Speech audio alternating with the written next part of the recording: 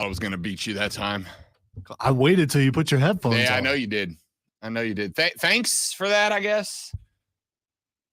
So what, you're saying you don't want to have a good morning? Because I would like to have a good morning. When do we not have a good morning? Oh, there are mornings that I am worried about you. So today, not one of those days, people. Okay. Today is gonna be a great day. Unless you're a Dallas Mavericks fan, and it's not gonna be a great day at all. It's gonna be a sad day because your team lost the NBA Finals last night. I mean, he didn't. They still got to hand Boston the trophy, but as I told you after game one, this thing's cooked.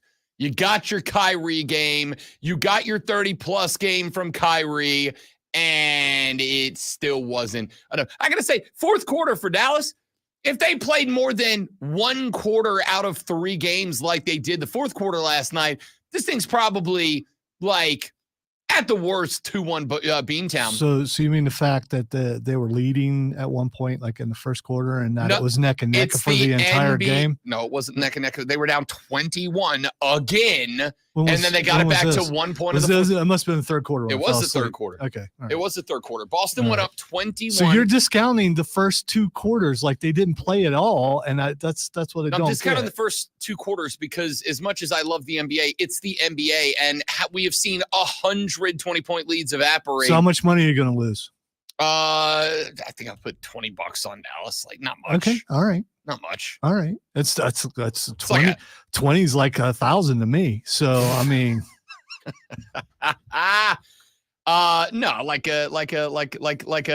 like 2 cheap or 1 very nice 6-pack is what I'm out for this one, and that's okay because I made it up elsewhere by going last night. Jaylen Brown over 31.5 points plus rebounds plus assist, and just hammered that because I knew there was no way that wasn't coming through, and it did because Jason Tatum partied. Jaylen Brown, you know what? Forget Jason Tatum. Jason Tatum's expected to be a star. Can we talk about Jaylen Brown for a minute? Because in the fourth quarter, when the Mavs went on an absolute rally, I think they went on like a 24-7 run at one point. They were down 21 in the third. They got it back to a 1-point game in the fourth quarter.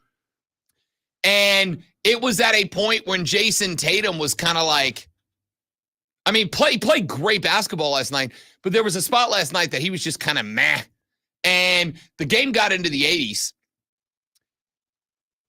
And Jaylen Brown was just like, nah, I got you, bro.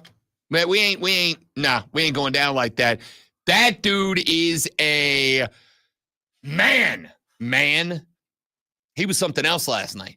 But you got your Kyrie Irving game. You got your game where Kyrie remembered that he's kind of supposed to be a guy, that he's kind of supposed to do something, and still wasn't enough. Luka fouls out about 3/4 of the way through the fourth quarter. And I mean, he was clearly frustrated in that game. But I don't know what to tell you. Like, it wasn't like they were aggressive fouls. I promise you, the NBA doesn't want to take Luka Doncic out of that game, especially when the Mavs close it down to a 1-point gap. They don't want him out of the game. I promise you. If they were going to call fouls to tilt that game one direction or the next, they're not going to do it in a way that takes the biggest superstar in this game out of this game, A, and B, when the television ratings for this series are already in the crapper, they're not going to do something that makes game 4 pretty much like a wash as far as must-watchness, because there's no must-watchness to this now. This series is cooked. Yeah, no one's ever come back from 3-0 to win the championship. Yeah, I got news for you. Ain't happening this year either. So it's over. Yeah. I mean, let's move on to football. I mean, I told you that back in game 1, but before game 1, you said Dallas was going to win, and you put money on I did, but then so. I saw game 1, and I said I was wrong. Let me course correct. I did course correct, and I was absolutely spot on when I course correct. No, you can't do that. Sure, I can. I just did it. You pick it and you stick with it. Nah. That's his thing. Nah. See, that's this. See, I was wrong. Okay, Dallas didn't win. I'm not going to jump ship and say, "Oh, yeah." I mean, I said after 3-0, that's it. So I'm ready to move on to football. I'm not. I mean, I still actually I want to move on to the Olympics, and then I'll move on to football. Keegan just sent me a message that said Zion Williamson expected to replace Joey Chestnut in the hot dog eating contest, and now I'm mad, Keegan. No, there was no need for that. There was no need for that at all.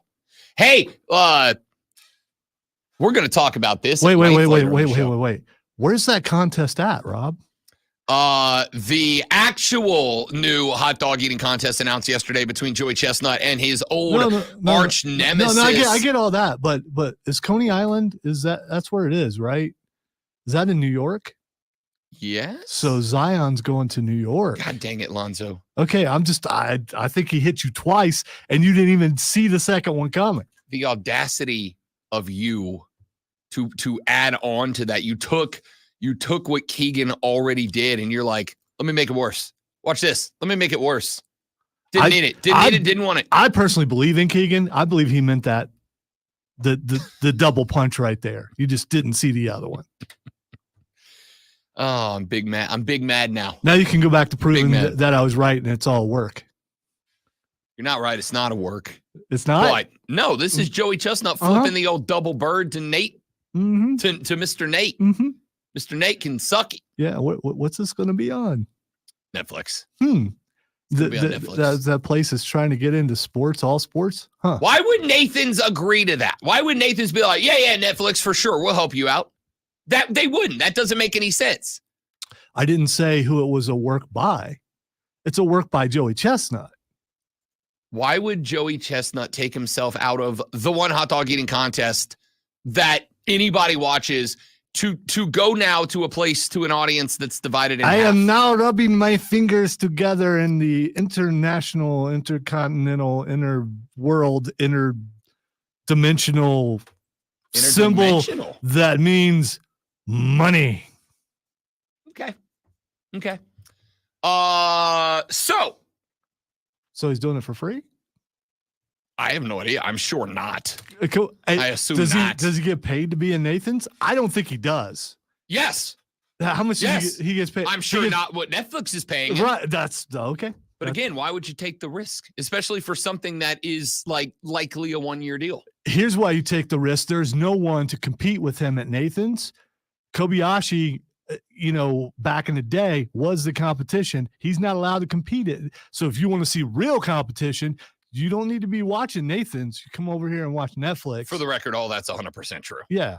There is a 10,000% chance I am watching the Netflix competition, and I'll watch the Nathan's hot dog eating competition if and only if on the 4th of July, I'm already drunk at 2 p.m. and have nothing better to do. That's it.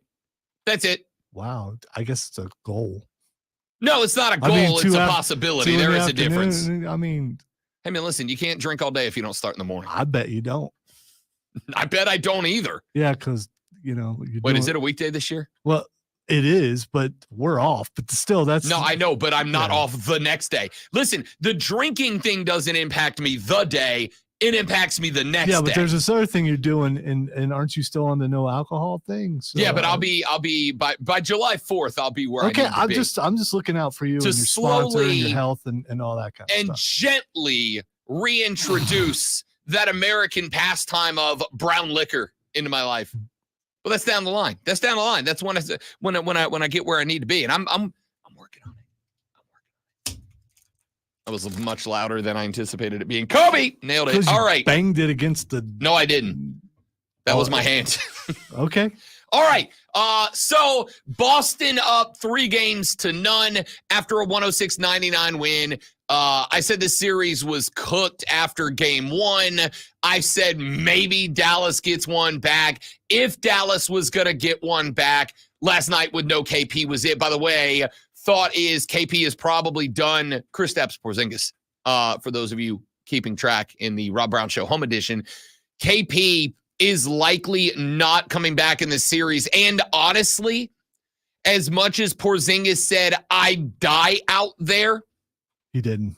He didn't need to. Yeah. He didn't need to. I think this was a game where if you're Boston, you look at it and you go, okay, they're back at home. You know the crowd's going to be fired up. You know that building is going to be electric. If we can rest KP a game, and even if Dallas brings it to 2-1, if we can get him rested and fully healed up, and that gives him an opportunity to play in game 4, and we come back 3-1, fine. We'll come back on the verge of a title and win this thing in front of our fans. But throwing him out there without him being 100% at Dallas would have been pointless.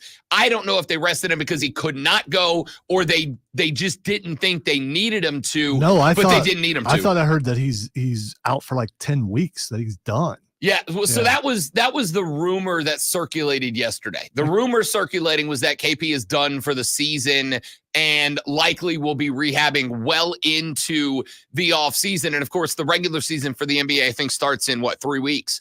And he'll have to get rehabbed up till that point. They had the rare injury was explained though, and I saw that last night on the game about the tissue over the ankle, which is underneath, and you shouldn't be able to do it as far as damage it the way he did, but he did. I have a question for you about Dallas, though. I was thinking about this on the way to work this morning. Who are they missing? What is the one? Because they're one player away. Dirk Nowitzki. So let's just say that there's this guy who has been in public saying that he really misses playing with a certain player. Would that guy, he's an older gentleman, if that older gentleman were on this team, would Dallas have won this? If some guy named LeBron was on this team? Well, first off, in the first 2 games, that guy was Kyrie Irving.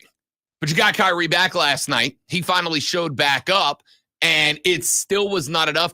I don't know what superstar I had. They seem to be a piece away. I mean, Mario pointed out that the Celtics had a stronger bench, and he was right. So do you need a stronger bench? Yeah, I'm talking about the NBA expert. If you, I don't know what you're doing over there. This is me voguing because I said that a week ago. Yeah, I listened to the experts. Are mayflies attacking you? Is that what's happening? I'm voguing so hard to the camera. I'm literally doing it. I'm like Jim Halperting to the camera right Welcome now. Welcome to 1992 with your references and your visuals. I know ball. Do you? Okay. All right. So anyway, Mario said that the bench for the Celtics was stronger, and he was right. Yes, Mario said that. Yeah. Congrats, you're Mario. Right. The noted expert that you have on every week. Mario. You bring in an expert because they know more than you do. That's why they're an expert. That's why you bring on an expert, right? No, you bring on an expert to add more voices By to the way, conversation Rashad that is Beard, already well when he informed. comes on later on this morning, I'm guessing he's coming on later on this morning. That's the plan. When Rashad comes on, you're bringing on an expert because he knows more about the subject. Last week, he had the audacity to skip the interview for his daughter's school awards ceremony. Okay. Yeah, bro. Don't do that. don't do that. I am kidding. I sent him the screenshot back that said, yes, dude, family first. No issues at all. So LeBron to Dallas.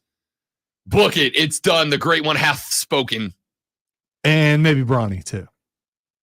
I mean, is that what it is? Would you commit to, let's make up a hypothetical for the last 45 seconds of this segment. Would you commit to, let's say if you're Dallas, would you commit to 5 years of Bronny for 1 year with LeBron if everything else stay the same? You get LeBron, you get Kyrie, you get Luka. You got to take Bronny for 5 and you get LeBron. Would you take that deal? Yeah, it's the KD deal. The KD deal?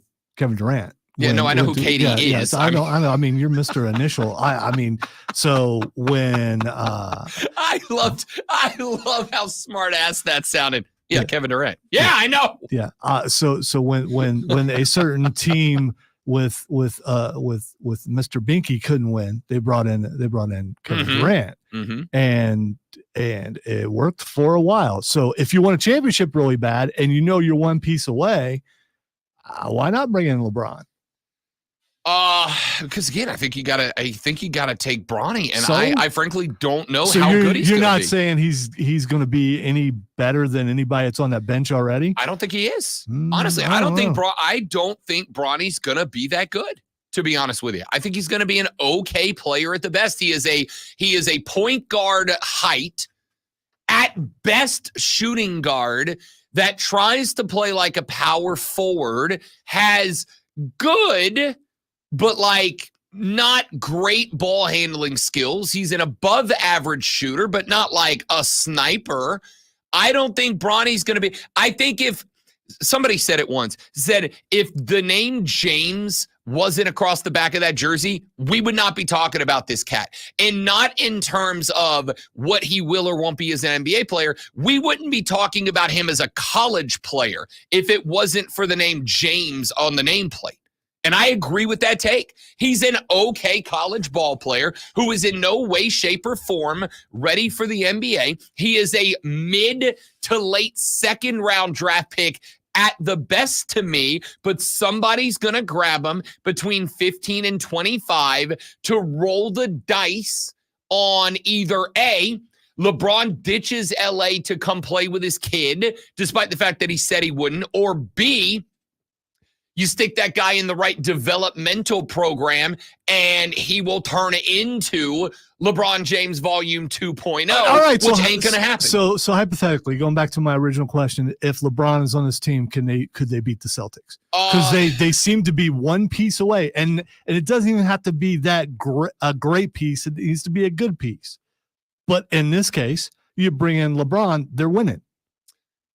Probably, because I think it takes I think what you've seen is, and I broke this down after game one, and it has been true ever since. I think the play for Boston has been, by and large, to prevent what Dallas is kind of predicated on as an offense, which is moving the ball around. They did have 15 assists last night, which is more than the 9 they had in game one, but Boston had 26 of them. 26 assists for Beantown last night. That is 52 points off of assists if every assist turned into a 2 and none of them were 3s, which is obviously not the case. So I think Boston clued in on, all right, here's what we're going to do.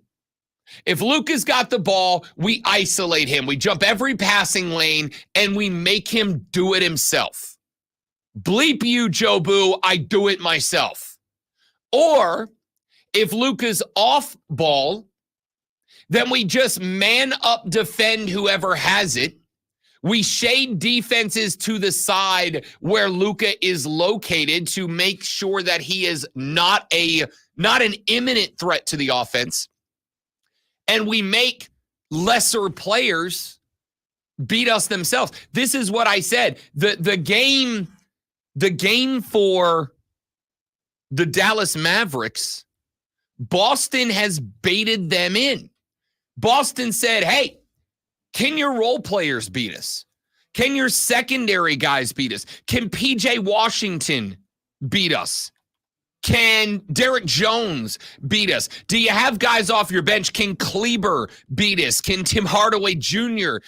Can any of these guys that aren't Luka and Kyrie beat us? And the answer is no, they can't. And Boston, for whatever reason, Jason Kidd has not made the moves to refocus the Dallas offense on ball movement. He has not been having. In fact, I watched last night, there was a possession. Luka's got the ball at the top of the key early third quarter, and I watched 4 Mavericks stand there. Just stand there. Like an ISO offense. Get out of the way and let Luka cook. I watched 4 guys stand for about 10 seconds off the shot clock. Just stand there. Boston baited Dallas in. Jason Kidd has not responded to it, and nothing is changing at this point. All right, we got to take a break. We got a lot of NBA breakdown we need to get into. Obviously, the biggest news in the sports calendar so far, Joey Chestnut will compete in not the hot dog eating contest. You know we're going to talk about it because we that glizzy gang. That's what you get for the New York joke. That's what you get. Lonzo, chief of the Glizzy gang. Rob Brown, the Rob Brown Show rolls on after this. It is the Fan Upstate.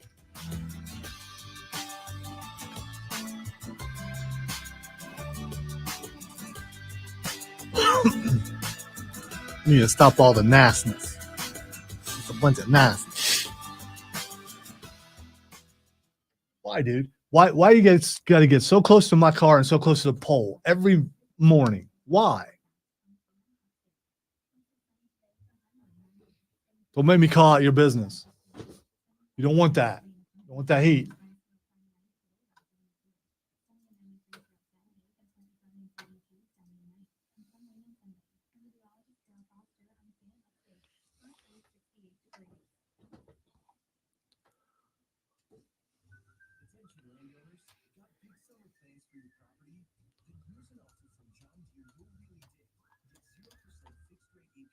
So did you watch Acolyte yet? I did not. Okay. I had a Liberty game last night, and then I went home to watch the end of that game. And I did not get my customary siesta yesterday. So by the time I got home, I was on fumes. Good, bad, meh. The retcon headlines are real, and Anakin is no longer special. So, I mean, yeah, they did that. The sentence Anakin is no longer special is terrifying to me. Terrifying. Like, was it bad enough that you can't just be like, screw this show, I'm not counting it? There was another Immaculate Conception, although this one technically happened before Anakin. Oh, this is set 1,000 years before Anakin. Right. But still, I mean, one thing that made Anakin special was that. Wait. Did they ever?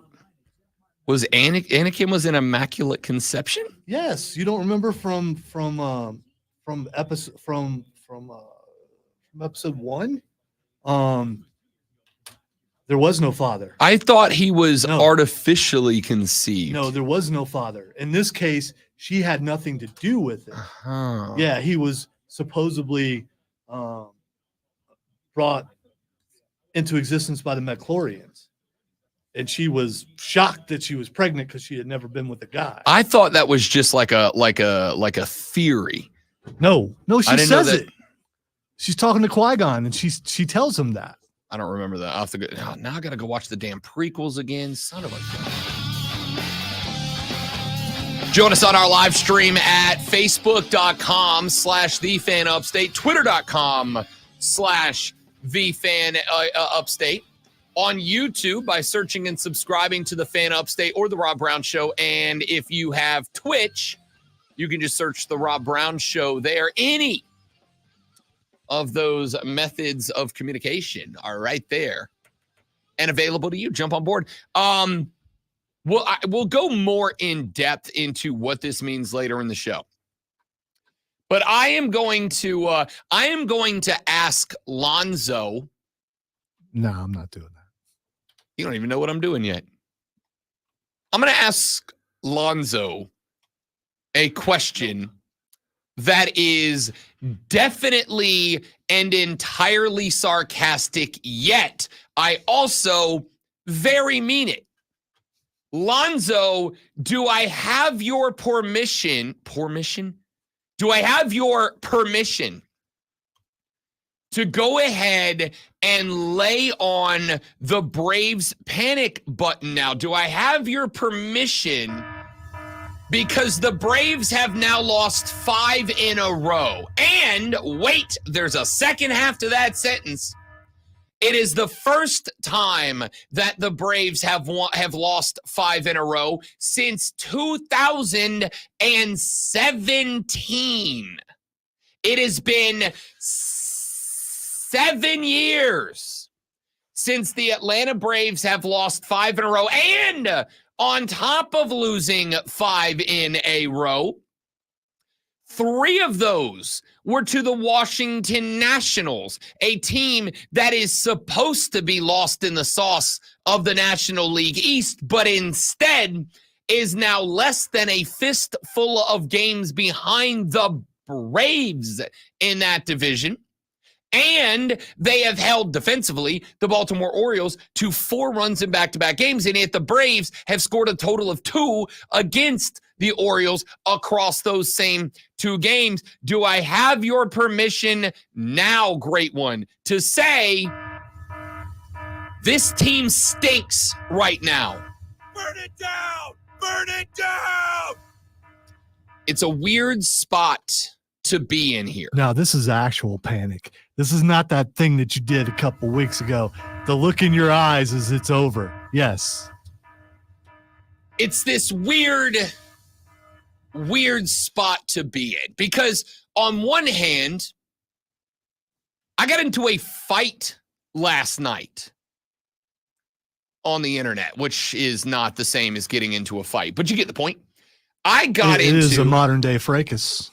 It's where people go to battle. Verbal fisticuffs, my friends. I am a linguistic pugilist. Oh, there it was. I was hoping you would go there. Yeah. That was awesome. Got into it with the Bravos fan on the internet last night because if you're not spending your time shouting at strangers on the internet, what are you doing with your life? Am I right? So, got into it with the Bravos fan who said, that's it. Sell everybody, blow it up. And I said, all right, let's relax. I would like to take you back a couple of years when the Atlanta Braves were at this point in the season 10 games back in the division. And they came back and won this. Guess where we are right now in the division? 10 games back. There is still, in a phrase that I have heard Lonzo say, and more often than not, it aggravates the crap out of me, but hey, I'm out here searching for a silver lining. There's a lot of baseball left. We're not even halfway home. We are just barely over a third of the way there. Now, granted, the Braves have been not great, not bad. I mean, at least they're not the Rockies. At least they're not the White Sox, but not what we expected to be for a team that on a nationally syndicated gambling show, I told America, throw your whole mortgage at the Braves to win 101 games, and we're going to be fighting to get to 90 now. So, I mean, don't worry. It's not like, for those of you that, if you ever wonder if my takes are manufactured or not, I'm going to look real dumb at the end of this season.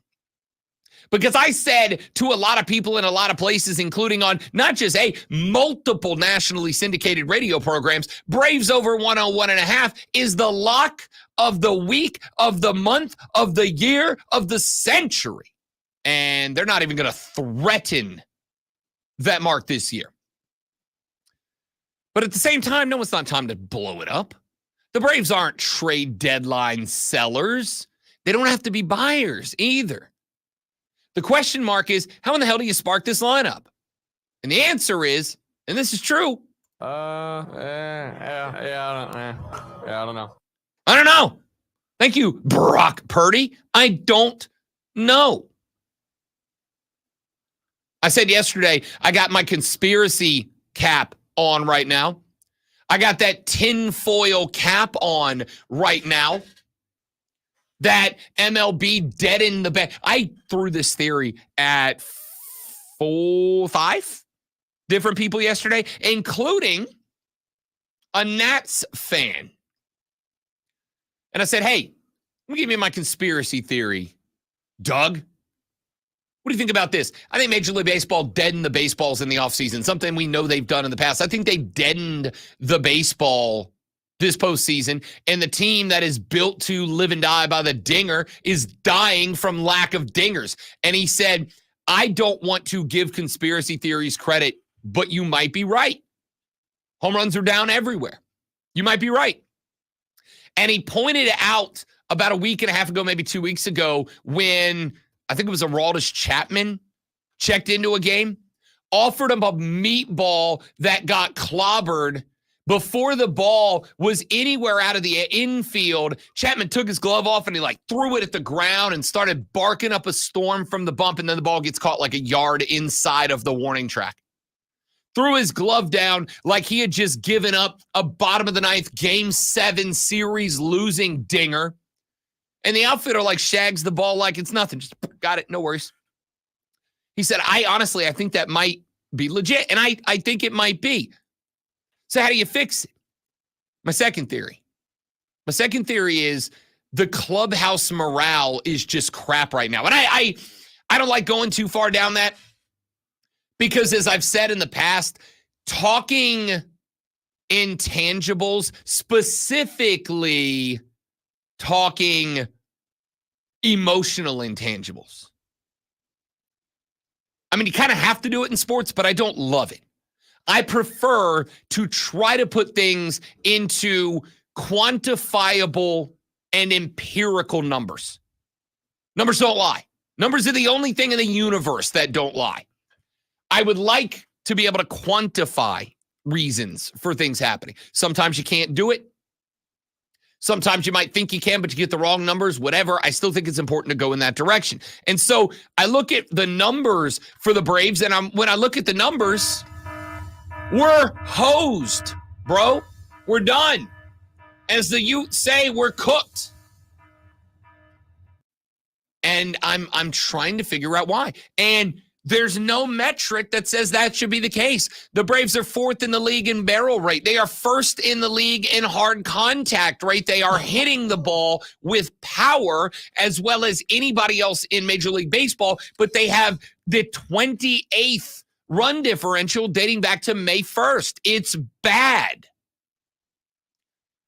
So at this point, I floated as, I'm going to say almost, not entirely, but I floated almost as a joke that breaking up the coaching staff from last year, specifically Ron Washington, leaving to go coach LA, Ron, come home, big fella.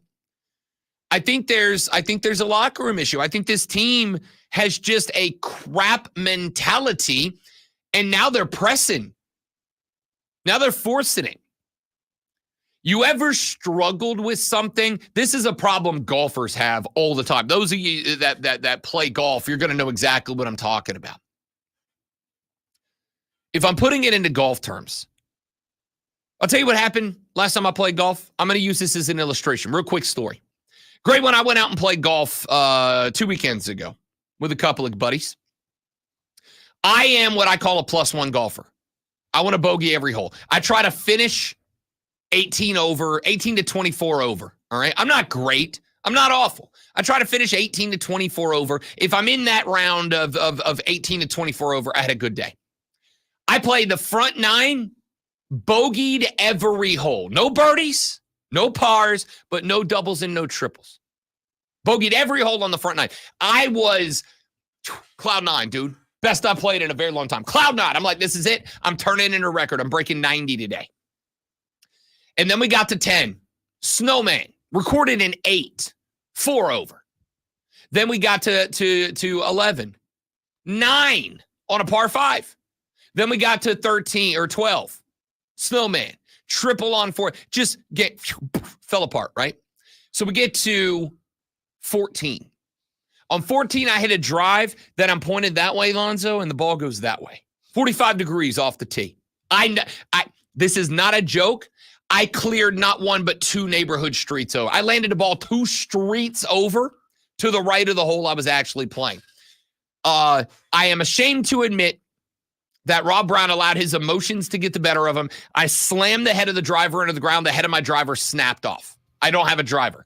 Joey B. That is so unusual. I know. I know. Joey B, who I was playing with, we get to 15. He goes, I got a spare driver. You're good. Finish around. Because I was quitting. I was done. I was like, I'll meet you at the clubhouse. I'm going to get a glizzy. I'll meet you at the clubhouse. Joey B hands me a backup driver.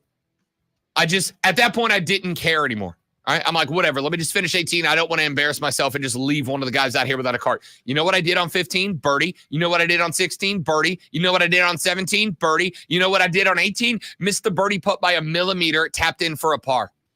All right. Best four hole stretch of my lifetime because I didn't care anymore. When you press and you try too hard, you overthink your game falls apart. And when you relax and pull back, usually you'll kind of get back to your rhythm and your routine. I think the Braves are pressing because they don't have anybody to grab them by the throat and go, yo, calm the hell down a little bit.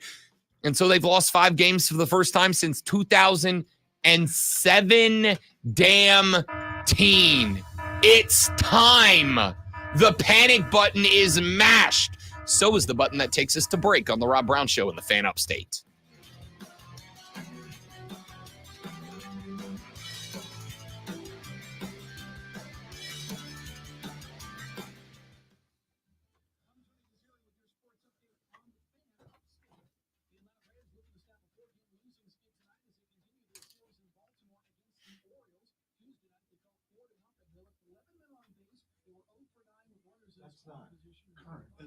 What? This. Correct. This is yesterday's. Even has yesterday's date on it.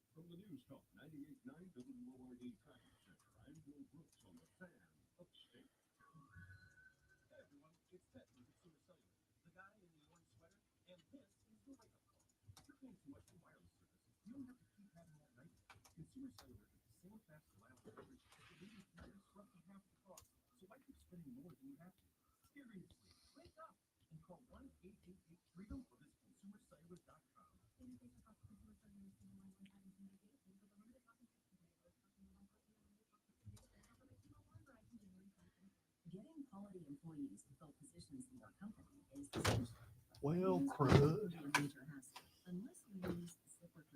ZipRecruiter makes finding quality people a breeze. ZipRecruiter's advanced technology identifies candidates with the right skills, sends you great matches, then you can easily invite them to apply. 4 out of 5 employers who post on ZipRecruiter get a quality candidate within the first day. See for yourself. Go to ZipRecruiter.com/free to try ZipRecruiter for free. That's ZipRecruiter.com/free. Every business faces challenges, but complicated, expensive, and uncertain shipping shouldn't be one of them. You know, I'm glad we're kind of back in a kayfabe era, you know. WWE posted on their Instagram, Ricochet has suffered multiple upper body injuries and will be out of action for an undisclosed amount of time. Yeah, let's not talk about it here because we're talking about it. That's fine. I'm adding nothing to that part of the conversation. I am adding that less than 4 minutes after WWE made that post, Ricochet posted a picture of him and Samantha all huggy up on a chair in their home. And it's like, all right, dude, you gotta commit here, pal. Maybe he doesn't. Maybe that was calculated. Because that's what we're going to talk about. Okay. Because this contract is up. That sounds like negotiations, but that sounds like to me.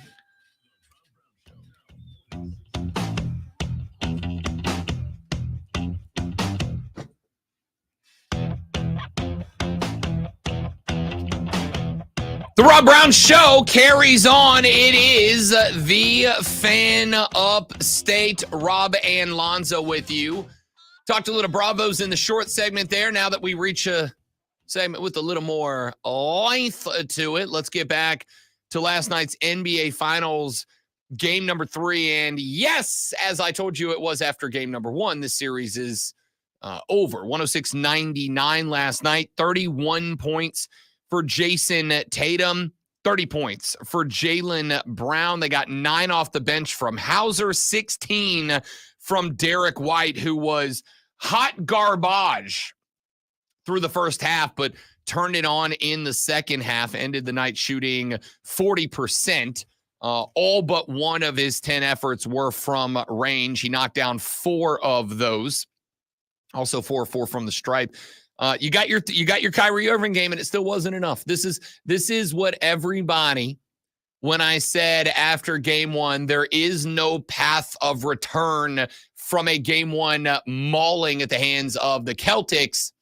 There is no return for the Dallas Mavericks. And I got some pushback from a number of members of the Armada that said, hold your horses there, Rob Brown.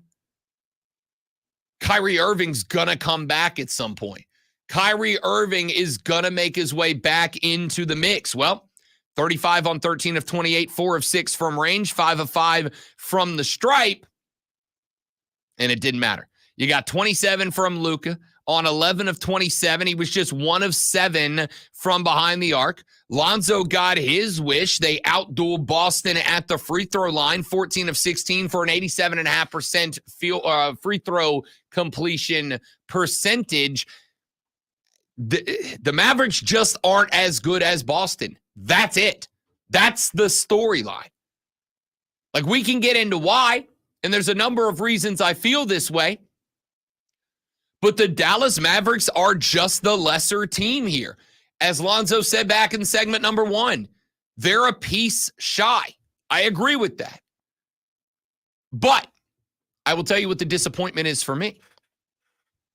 The disappointment for me is, without a doubt, the fact that I thought they had those pieces. I thought those pieces were the 2 big men.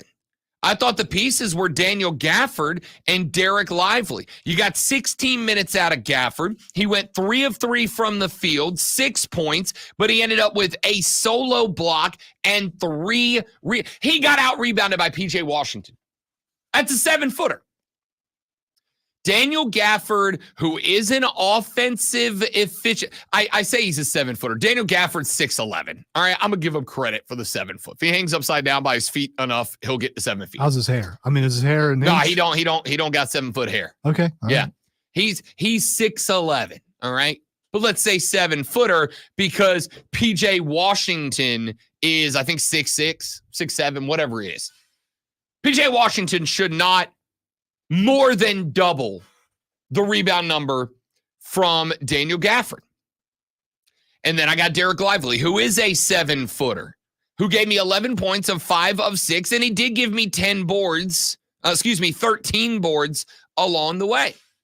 I thought Dallas had that, especially if you told me that Kristaps Porzingis was not going to be available in Game 3. In fact, I said yesterday, when we asked, how do you fix the Dallas Mavericks? How do you make this series competitive? My answer was, well, if you're Dallas, step 1 is you are hoping that Porzingis does not play in this game. You are hoping that Porzingis is unavailable. Because if Porzingis is unavailable, the 2 guys that got you here, Gafford and Lively, can become factors again. And Lively was a bit more of a factor. Again, went 30 minutes, 13 boards, 5 of 6 for 11 points. Like, he was fine, but he didn't blow you away. He didn't do anything super special. Daniel Gafford was, again, 3 of 3, but he had 3 rebounds across 16 minutes of action. Remember, the playoffs leading up to this point in time, Daniel Gafford and Derek Lively were alternating minutes. How many times did I point it out throughout this postseason run? You were going to get 22 minutes from one. Then you were going to get 22 minutes from the other in 4-minute spurts.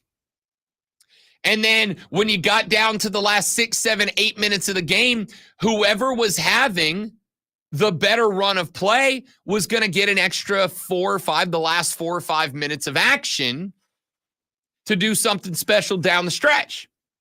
That's not the case here. Derek Lively was a better player last night. He got 30. Gafford got 16. He doubled him up. It feels to me like, and I'll phrase it this way in the form of a question. Is it that Dallas has gotten away from all the things that Dallas did to get here? Or is it that Dallas was taken away from all the things that Dallas did to get here? Because it is one of those two. This Mavs team is not doing the things that got him here. They are not leaning on the 1-2 punch between Gafford and Lively. They are not moving the ball around. Again, 15 assists last night. Spectacular. Dallas had 26.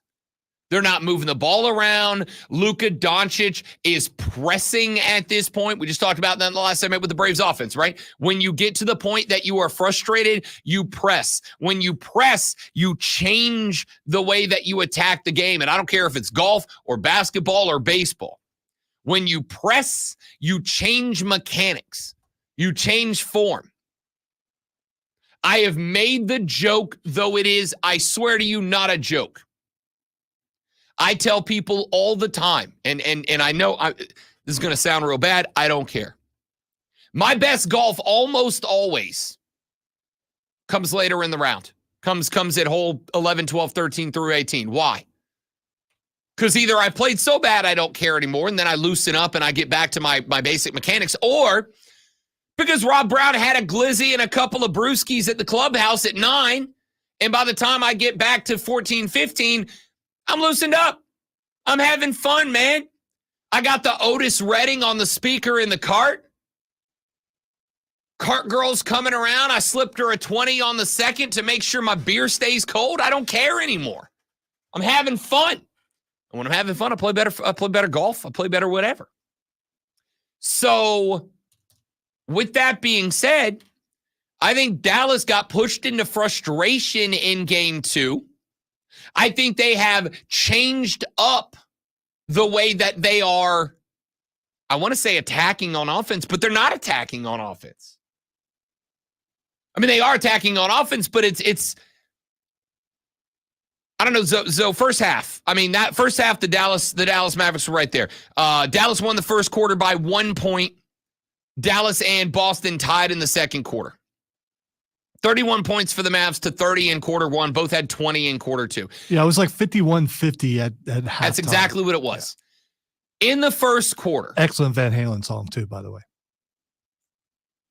I can't score 55? No, 51-50. I can't score 55. You've heard the song before. You just don't know the title. I guess I don't. How's it go? Give us a little taste. Give us a little. Sammy says, "I'll meet you half the way." A bunch. Meet you half the way, but no, that's Roseanne. Yeah, no, I know. I'm just being sarcastic. Let's go back to towards the end of of game 2 in this contest. Great one. Is it just me, or has it felt like there are spots in the game where the Mavericks kind of get to a point of, y'all let Luka do his thing and we'll just play to whatever Luka's doing? Like, to me, it feels like Jason Kidd, and I talked about this yesterday with Hate and Ass Mario. Because Cole Bryson got real mad that last week Mario said he'd take Chris Finch over Jason Kidd. And I said last week to Mario, I'm like, yeah, I think you got to give Say Hey J Kidd his flowers for where Dallas is right now. But now I'm kind of taking those flowers right back away, because it's felt like Dallas's offense is effectively let Luka cook and see what else is available. So Boston said, okay, here's what we're going to do. You want to let Luka cook? No worries. All good. In response to that, one of two things is going to happen. You're either going to have Luka bring the ball down the floor, and we're just going to ISO that guy and remove any assistance from him so that he's got to be Jordan reincarnated to make something happen. Or if Luka does get rid of the basketball, we are then going to remove Luka as an escape option for whoever does have the ball, and you're going to have somebody else take off, because unless Kyrie's going to go get apparently 50, is not going to matter. And it feels to me like Dallas has not had an answer for that. They just keep falling into the same trap over and over. And again, last 2 games have played an exceptionally close first half. But it also felt like, and it felt that way to me yesterday evening as well, it feels like Dallas was fighting for their lives to keep the first half close, whereas Boston was just kind of doing what Boston does to keep the first half close. And because of that, by the time we get late third quarter and into the fourth, Boston's just fresher than Dallas. Dallas has gassed themselves keeping it close, whereas Boston is playing the old rope-a-dope. Yeah, we're going to let you throw everything you got at us for 3 quarters. We're going to let you keep it close for 3 quarters. We're going to let you believe that you got a chance for 3 quarters. And then when we get to the 4th, we're just going to throttle back up because we ain't tired. We ain't gassed. Y'all are. That feels like the strategy to me. It feels, great one, like Boston has basically made Dallas press for 3.5 quarters, and then they just outlast them in the 4th. You know, it's horrible, and this happens in life to just about everybody. When you're that close, and you're that close, and you know you still can't do it. When you get that close competitively, and in anything in life, and you realize you're still not going to be able to do it. Yeah. And that's what it has to feel like for Dallas. Yeah. Because they're not getting destroyed. And they get close or they take the lead and they're there. And then at the end, somehow they lose. Yeah. I'll circle it back around to golf. I got golf on the brain. I'm going to the U.S. Open Saturday. I could not be more pumped. That starts today, right? Starts today. Gonna go pull for Eldrick. Please stay alive. Just stay alive to Saturday, Eldrick. Just stay alive. Man, you're going to make me root for Tiger just so you can see him. Stay alive, Eldrick. I just need you to stay alive. I will bring it back to golf. Rob Brown's a bad golfer. I don't pretend anything to the contrary. Okay. I'm a bad golfer. I told you the story in the last segment about snapping the accidentally snapping the club head off the driver. Listen, I've played a lot of rounds dramatically worse than the round that I broke my driver accidentally. Do you know what it was that made me snap the driver head off in that round when I had never done it before, despite playing a lot of rounds worse than that one? It's because, great one, I played 9 holes of +1 golf, and I thought to myself, I can break 90 today. I can get there. I haven't broken 90 since college, back when I used to hit the ball a mile. I can break 90 today. And in thinking that I can break 90 today, I was in the zone. This is it. This is my day. And then I went out there and I blew it on like 4 or 5 consecutive holes. It went real bad, real south, real quick, right? And so the reason that outburst happened for me wasn't because I was playing real bad golf. The reason that outburst happened was because I had gotten to a point where I went, I am close. I can do this. It's within a realistic level of expectation. And then I failed. If I came out and went triple bogey on 1, it's one of those rounds that I go, well, boys, a bad day golfing beats a good day working. And I can shoot 110 and not give a gosh darn because I'm on a golf course, not behind a desk. Is that a thing? I've never heard that. Oh, yeah, before. that's Okay. the oldest dad phraseology in the book. Bad day fishing is better than a good day working. I never had one of those. So A good day fishing? Me either. So I think that's kind of the frustration. I think that's kind of where Luka was coming from last night, because that is now 2 games in a row where the Mavs thought they were close. And this is what I tried to tell Lonzo after game 2. You weren't close. It just felt that way. It just looked that way. This game was never in doubt because Boston throttles down in the 3rd quarter. They let Dallas hang around because what happens when you are close? Like I said, 3 times in the last 2 segments. What happens when you're close, but you're not quite there? You press, you force, you get out of your routine, out of your element, you go above and beyond, and you fall apart. Boston said, we're going to let you press. And Dallas in 3rd quarters, press. They outscored, Boston outscored Dallas 35-19 in the 3rd quarter last night, and they kind of switched up the methodology because it's been the other way around. Dallas pushed in the 4th quarter, got it real close, but at that point, Boston was just kind of laying back, like, all right, we're just going to hang on, and they did.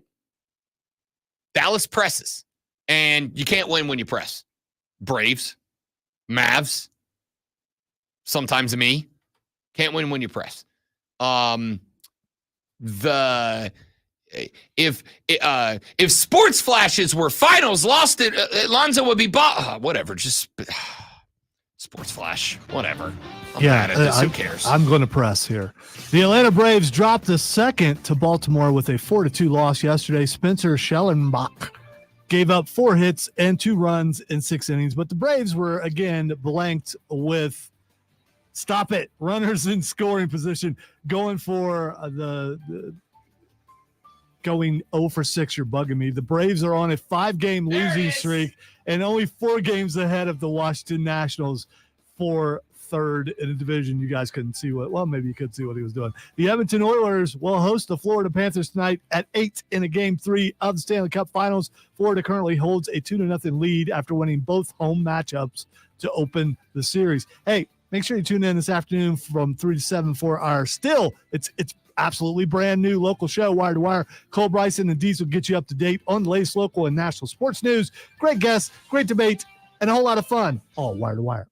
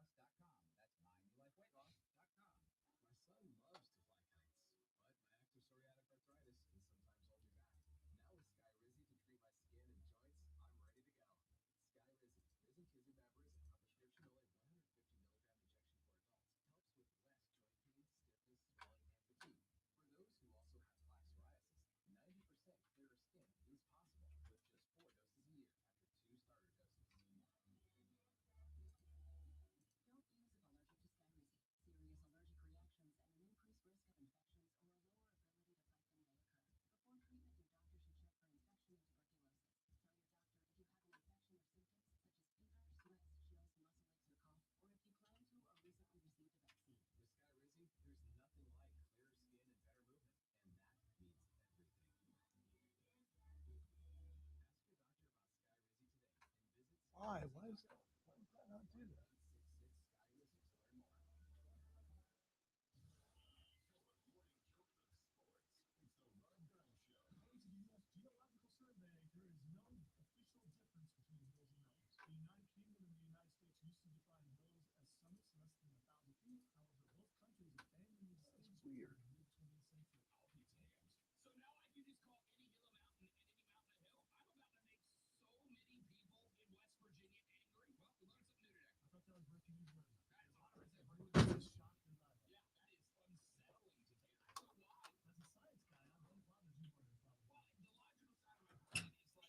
You look at what I sent you on Twitter. It's only take a couple seconds. It is a video.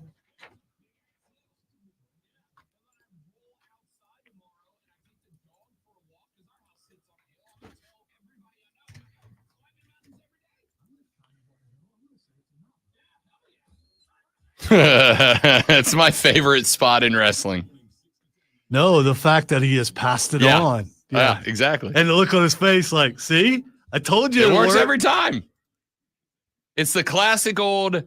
I don't know. Should he have passed it on though? Because not everyone will start doing it. Maybe I don't know. I don't think so. I think there are some moves that are simple that become such a legacy of one guy that it becomes a lineage kind of thing. And I think that's a lineage move. And I like It it. works for Hook, though. It works for Hook. With his persona. I think you and kind of have everything. to have that, like, Yeah. Samoa Joe, Hook, aloof, Yeah. right? Like a try-hard guy doing that. It, like, wouldn't have the same impact.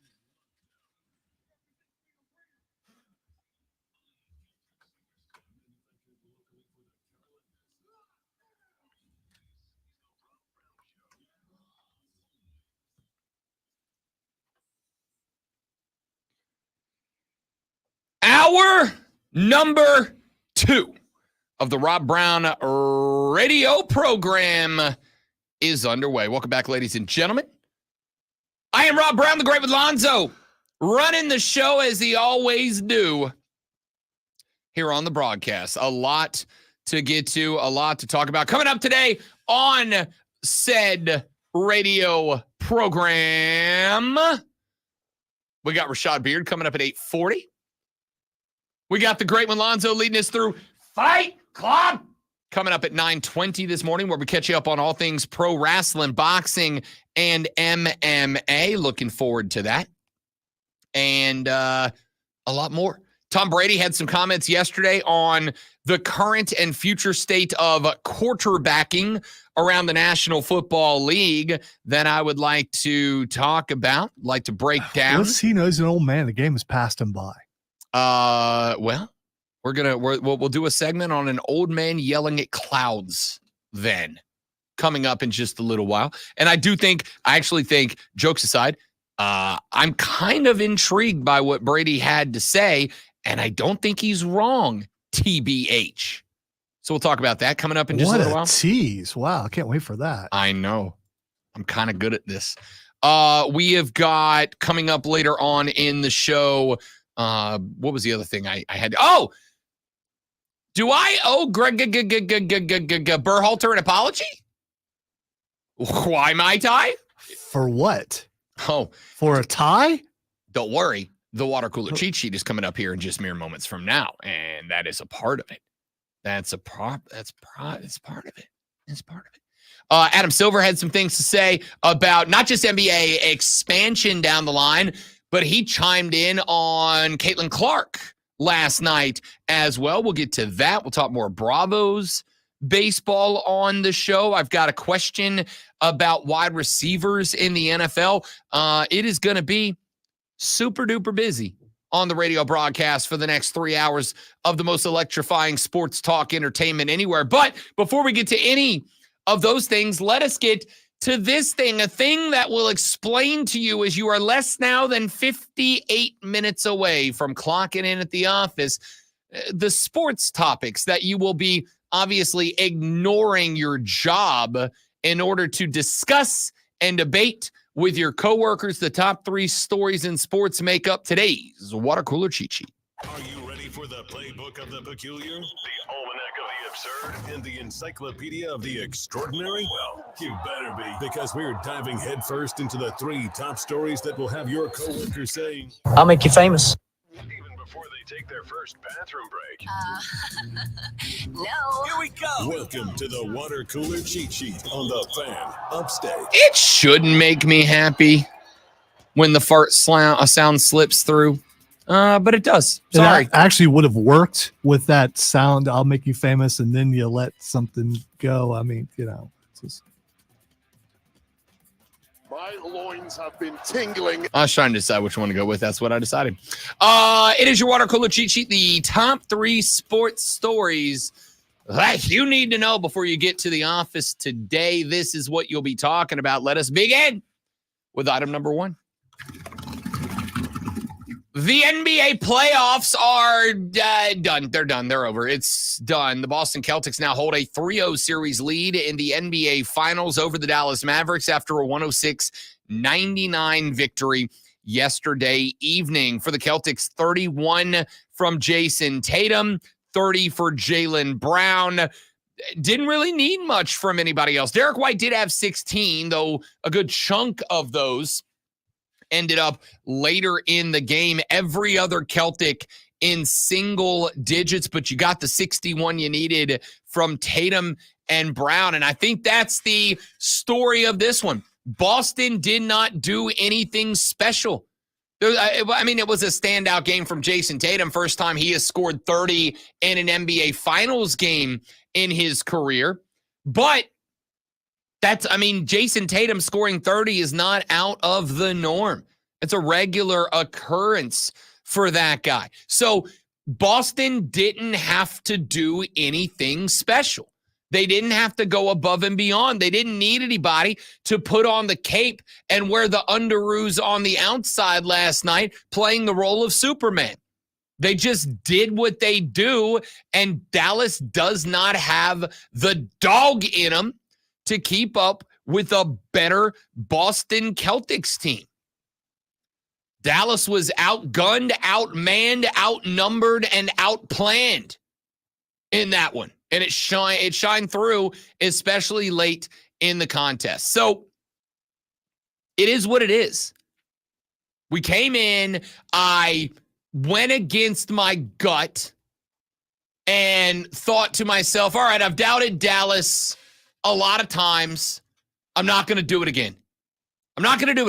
Because Dallas has been, in my ever so humble yet frequently correct opinion, Dallas has been outgunned in every game, in every series so far, and yet it didn't matter. They just kept pressing, and it just kept working. I thought, all right, well, I've already doubted them too many times in series that I thought were that they had no chance. Brain said, go with Boston. Brain said Boston's a better team. In fact, I even gave, before the series started, I gave all of the reasons that I genuinely thought that Boston would win the series. Depth off the bench, better starting five, coaching that frankly is level between Mazzulla and Kidd. Now, I gave Kidd a lot of flowers, but the offense has been effectively give it to Luka, let Luka cook, everybody else respond to whatever Luka does. Boston's got the best defense in the postseason. Efficiency rating says Boston's got the best defense in the postseason. I should have gone with the brain. I went with the gut. Gut failed me on this one, and the Dallas Mavericks are officially done. No team has come back from down 3-0 in the NBA Finals, and that will not change this year. Let us get to item numero dos. Days after getting embarrassed by Colombia, the U.S. men's national team went up against a better football team last night in Brasilia. Brazil, ranked inside the top 10 in the FIFA men's power rankings. They came in with their A roster as the Brazilians, much like the Americans, are preparing for Copa America, which starts up here in 10 days from now.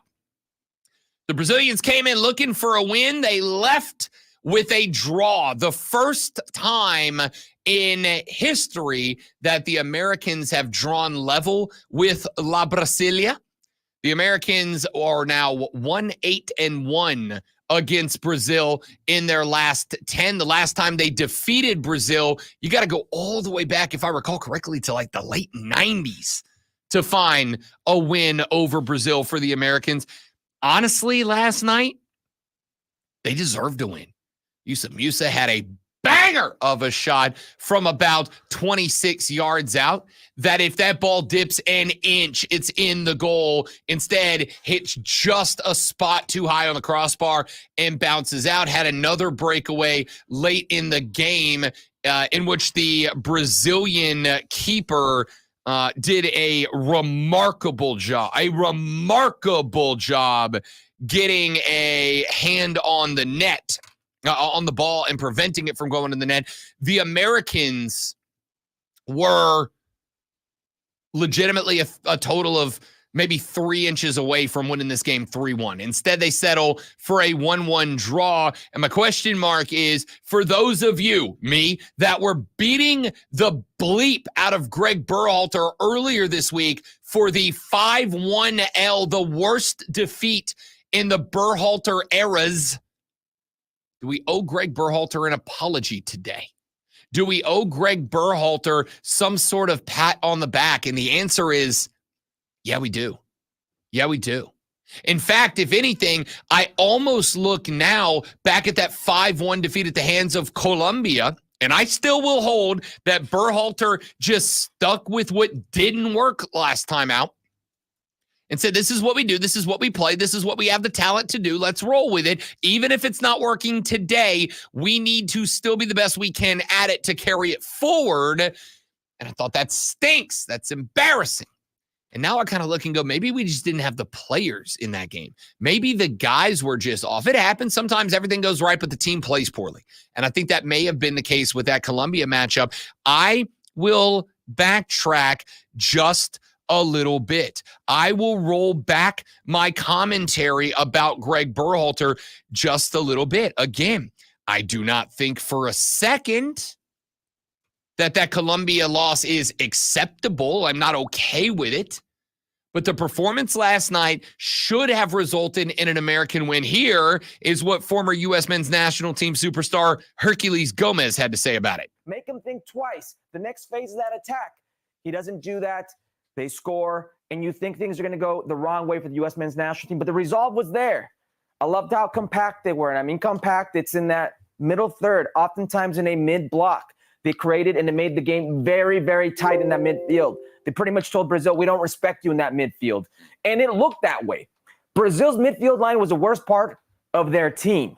They looked like three mid-table or three, how could I say, Premier League mid-table players because, well, quite frankly, that's where they play. But they treated them that way. And quite frankly, we've never seen the U.S. men's national team treat Brazil that way. I thought it was a solid performance, and I repeat, very unfortunate not to come away with the win. And Matt Turner, this is going to do wonders for his confidence because this is a guy that's been struggling at the club level, struggling with the U.S. men's national team. He needed a performance like this heading into Copa America. Could not agree more, Herculez Gomez. Matt Turner was, as Steven said in the stream chat a couple of minutes ago, and I quote, a dude. He was a dude last night. 14 saves in that game last night. The most since Tim Howard in, I believe, the 2016 World Cup by an American goalkeeper in any one game. Matt Turner was remarkable. The one goal that Brasilia did score was an absolute banger that I don't think any goalkeeper in the world would have gotten a mitt to last night. But Matt Turner was remarkable last night. The American back line held that mid-block. They created multiple efforts of distribution into the midfield. When they did, the Americans knew they had the advantage there. They were able to work the ball out of the midfield and into a proficient offense as opposed to what they did against Colombia, which was spray and pray from the back line and hope that something special happened for you. Last night, an actual calculated attack from the back line, and I was very happy to see it. 1-1, the Americans draw level with Brasilia. The next time out will be when the Americans start their Copa America campaign. They will open with Bolivia on the 23rd of June. Then they will take on a couple, Panama after that, and Uruguay, the best of the three that the Americans will face in the opening 3 rounds of Copa America. We will get there when we get closer to that event. Finally, let us get to item number 3. Again, I am not putting the results of a game on the water cooler cheat sheet. I am putting the result of a game within a stretch of games that I think we must talk about. Atlanta loses again. The Bravos fall 4-2 to the Baltimore Orioles. That brings their record now to 35-30 on the season. Last night, Spencer Schwellenbach got back on the bump. 6 innings pitched, gave up only 4 hits and 2 earned runs, walked 2, K'd 3 with 89 pitches yesterday evening. Spencer Schwellenbach was not the issue. You hold an offense that has names like Kowser on it, like Henderson on it, like Rutschman on it, to just 4 runs. You expect the Braves to be able to win games like that. Instead, they fall 4-2. Ended up with 7 hits on the night, but all 7 of those hits came from the top 5 spots in the lineup. 1 from Harris, 1 from Albies, 2 from Azuna, 2 from Olsen, 1 from Riley. Duvall, Murphy, Anderson, Kellenick, who came on in a platoon role later, and Orlando Arcia all combined to go a stellar 0 for every one of their freaking at-bats last night. But it is not the fact that the Braves lost yesterday evening. It is not the fact that the Braves have gone from 11 games over 500 to just 5 games over 500. It is the fact that the Atlanta Braves have now lost 5 in a row, and 6 of their last 7. The only win came over a bad Nationals team, but then they lost back-to-backers against the bad Nationals team. The L last night, the 5th in a row for Atlanta. It is the first time since 2017 that this Atlanta Bravos squad has lost 5 in a row. I asked Lonzo back in the first hour if I had his permission to hit the panic button for the Braves, and the reality is I don't need it. I don't need the permission to slam the panic button, because here's the unfortunate reality. If you are a Braves fan and you are not panicking right now, you don't care. You don't care. You're not a Braves fan, you're a casual. And that's okay. I'll be honest with you. I kind of wish I was a casual fan right now. I kind of wish I was a let's check in after the All-Star break kind of fan. I kind of wish I was a wake me up when September ends, Green Day, and it's October in postseason baseball kind of Braves fan right now, because it sucks to be a Braves fan right now because the team is pressing and they are getting nothing right. Thought you were going to say "Wake me up before you go." I was prepared for that. That is wham! Exclamation part. I would be happy if this damn offense would go. There's no wham or exclamation points about this offense right now. Tis what tis, as Bill Parcells kind of said a long time ago. It's a tough spot. Yes, Wesley, indeed. Alarm time. Capital A alarm time for the Atlanta Braves. 5 in a row for the first time since 2017. Now only 4 games up on the Washington Nationals for 3rd. Still a full 10 back of the Phillies for 1st. Not great, Bob. Not great. Back after this on the Rob Brown Show with a Fan Upstate. New life. All right, guys, live reading. We're right back. Stay right there for me, please, and thank you.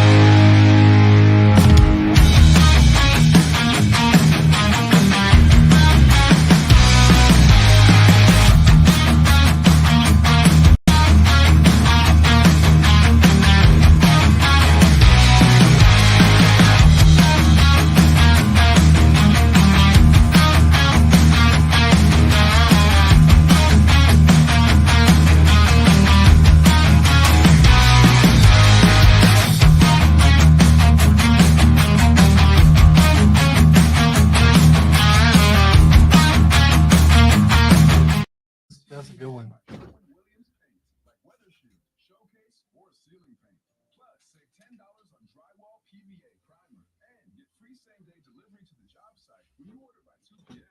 Lowe's knows paint. Lowe's knows pros. Offers valid through 6/14. Delivery by 8 p.m. Subject to driver availability. Additional terms apply. See Lowe's.com/same-day delivery for details.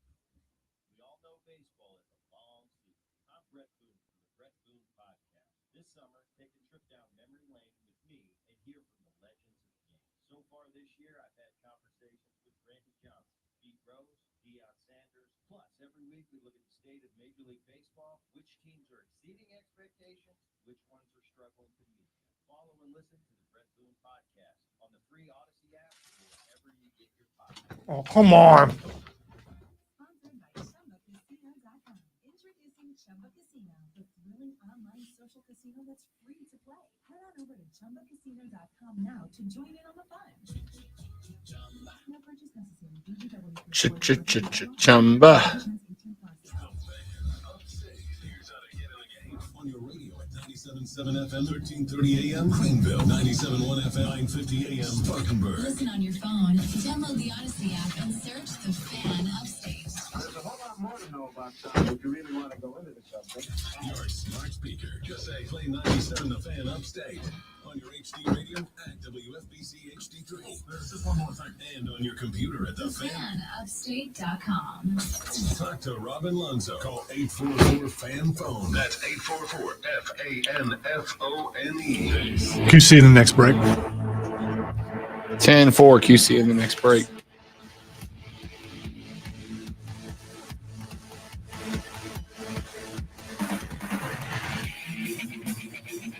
The Rob Brown Show continues. It is the Fan Upstate. Rob and the great one, Lonzo, with you this morning. Texter said, Rob, will Barry Manilow be at the Copa? I was thinking the same thing, too. Yeah. At the Copa America. Greggggggg Berhalter pulled a rabbit out of his butt last night. Metaphorically speaking, of course. Do I owe Greggggg Berhalter a bit of an apology for what happened last night? For a tie. No. How about win outright? There are times. You all know my philosophy on talking football. We had Will Pelagic, voice of the Charlotte FC Football Club. That's redundant. Of Charlotte FC on last week. And when we talked to Willie P, as he was giving us some thoughts, giving us some answers regarding where Charlotte stands, which is in a real good spot, by the way, on their way to the MLS playoffs, he was using soccer speak, soccer lingo, traditional soccer lingo. And I gave Willie P my philosophy. I've said it to you all a number of times. I do not believe in being elitist, gatekeeping the sport, or any sport, frankly, right? If somebody wants to get invested, if somebody wants to get involved, I think you should, and Will agreed with me on this, I think you should do your best to meet them where they are, right? I think you should do your best to meet them where they are. If you are a soccer fan, and you are talking with a non-soccer fan who is expressing interest in the sport, I think it is important to talk to them, to speak to them using the words that they understand. They are not boots, they are cleats. It is not a pitch, it is a field. It is not a kit, it is a uniform. It is not a shirt, it is a jersey, etc., etc., etc. But I do think there is a time, and I think that there is a place to be an elitist. And this will be one of those times and one of those places. And I do so at the risk and with a preemptive apology and with all due respect. But if you are he doesn't deserve an apology for a tie guy, as Lonzo is, I am going to walk right past that. And I'm going to walk right past that because in football, you cannot apply the traditional way of thinking about sports that is bred by the American sports scene. And I know that that sounds a certain kind of way, but it sounds a certain kind of way because it is a certain kind of way. It sounds a certain kind of way because it is meant to sound a certain kind of way because it is a certain kind of way. The reality is, when it comes to football, it has to be approached a different kind of way. Yes, in the NFL, ties don't help. Ties don't help. I mean, they can help if you end up with the same record, but you have a tie where they have an L, it can push you into the playoffs or push you out of the playoffs. But in football, a draw can be a win. A draw can also be a loss. To me, the draw with Brazil last night was a win for Team USA. No, you did not win the game. But what you did do is play 97, 98 minutes of football against one of the best teams in the world, and you stayed level with him. Last night in a friendly was more about just proving, as Greg said, that the 5-1 defeat was a wake-up call. Last night was about proving that you woke up from the wake-up call. And I'll tell you legitimately, as I watched that game off to the side and then went back and rewatched the critical moments of it after I got done on the call for the Greenville Liberty last night, I can tell you I was very happy with the draw last night. All right. Do you think you've convinced me that a tie is a win yet? Because you haven't. Not only do I already know that I haven't, and not only do I already know that I won't, I know that I cannot do that. As good as I am not good enough to convince you that a draw can be a win and a draw can be a loss. And I say that, well, and this is the part. It's both. It's a win and a loss. No, it's not. Yes, it is. It's right. It is too. A draw is a draw, right? A draw is a draw. It's a win and a loss. A draw is a draw. But if you are only, this is kind of similar to the conversation that we have had in the past of if the only thing that you take meaning out of is the number next to the score on a sheet, then you're right. But to me, the context goes dramatically deeper.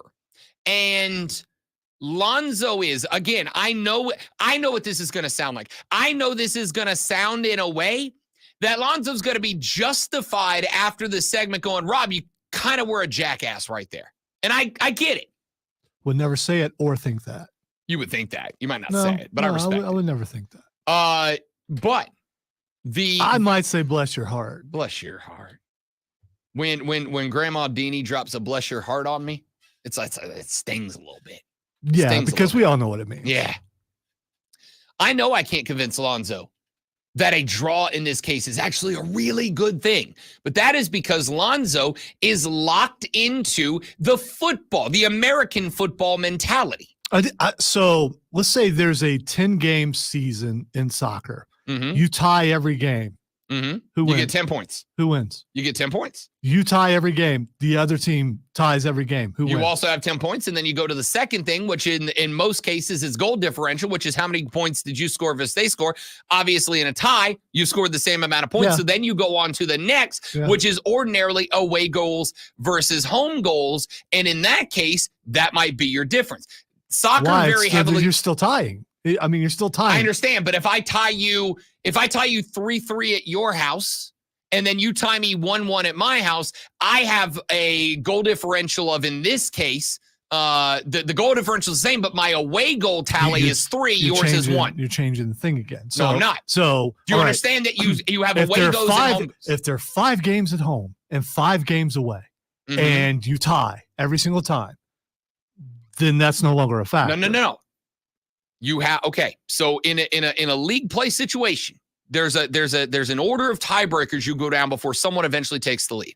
If we tied every game, you and I both have 5 points. 5 ties is a point for each one. So then we would go to goal differential. If we've tied every game, we have the same goal differential, right? If I win 3-2, I have a +1 goal differential. Ordinarily, that's the next tiebreaker. But if we have ties, I understand what that means. The goal differential is even. Then it goes to a breakdown of home goals versus away goals. Ordinarily, away goals goes first, then home goals. So if we tie every game, let's say we play 10 games, 5 at your house, 5 at mine. And let's say in every game at your house, I score 3 and you score 3. That means I have an away goal total of 15. And let's say we play every game at my house to a 1-1 draw. You have an away goal total of 10.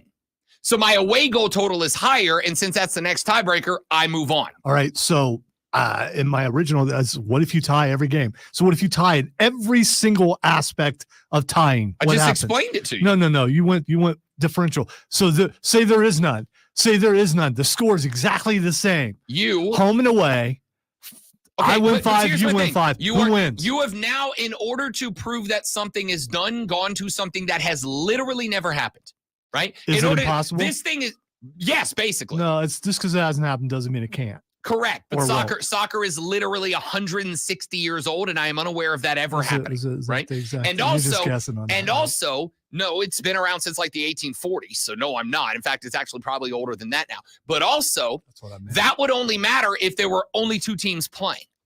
But every league has a lot of teams playing in it. So that can't happen, right? It is impossible for every team to tie every game with the exact same score every time around. Now, putting aside the fact that you have made an impossibility to say a thing is dumb, and that's fine. It is your opinion. But this is exactly the point. I never said it was dumb. Here's what I want to say. It's not a win. And I'm not going to celebrate a tie. I understand. But you celebrate ties. Yes. That is weird. Because why do you not get how weird that Here is the philosophical headbutting arrangement that you and I have met at many times. It's not just me, by the way. There are a lot of people who agree with me. I understand. And I represent those people. And I am talking to and about those people. Those people are locked into an American sports standpoint only. This sport may just not be for you. I just want to say winning wasn't created in America. Winning's been happening since the dawn of time. Okay, let's put it this way. I'll even use America as my example in order to see if I can maybe hook you here. Okay? Maybe hook you. Let's go back to 1776 in the American Revolution. We had a war with Great Britain. All right? We had a war with Great Britain. After Bunker Hill. Like I didn't know where he was going. After Bunker Hill, in which the Americans turned back 2 consecutive charges, which, by the way, the Battle of Bunker Hill actually took place on Breed's Hill, not on Bunker Hill. Bunker Hill was where they thought the battle was going to be. The Americans actually lined their defenses up on Bunker Hill because it had a better view towards Boston to put their guns towards, right? So the Battle of Bunker Hill actually happened on Breed's Hill. The Americans turned away 2 advances from the British, ultimately had to retreat because they ran out of ammunition. The Continental Congress names George Washington the commander-in-chief of Continental Forces. He goes to Breed's Hill. And for the first year and a half of the revolution, we are getting our asses kicked. The revolution theoretically could have ended within the first couple of months. We were getting smoked. And then George Washington changed his philosophy. The philosophy became, we don't have to beat the British. We don't have to win battles against the British. We just have to draw the British. We have to stay level with the British. And if we can tie the British, we can give a bunch of battles away. But as long as we can keep level with Great Britain, eventually Great Britain will have to stop because it costs them more. It takes more out of them. They've got to ship troops across the Atlantic to and that you're going to run out of guys. You're going to run out of guys and you're going to run out of money. We're at home. We can play level. Soccer's kind of that way. Sometimes your goal is, let's force the draw because a draw does more good for us than it does for them. So sometimes literally the country is independent of Great Britain, not because we beat them. For the record, we did not beat Great Britain. We outlasted Great Britain. That quote I said back in the first segment, we are outgunned, outmanned, outnumbered, and outplaying. That's a lyric from Hamilton when George Washington introduces himself to the audience. That was the strategy. We didn't beat Great Britain. We outlasted Great Britain. Most of the battles we won, we didn't win. They were Pyrrhic victories. Oh, I know, I'm getting there. But this is important. The point that I'm making here, this country literally won the Revolutionary War based on let's draw, let's tie. If we tie, we win. And it's that mentality with football. I am never going to get you out of the mentality of American football to understand the mentality of soccer, both because you're entrapped in where you are, A, and B, if we're being honest, you refuse to do it. You don't want to understand that mentality because you've been taught there's too much pride in the old school mentality. That mentality's got to go for U.S. soccer to get where it needs to be.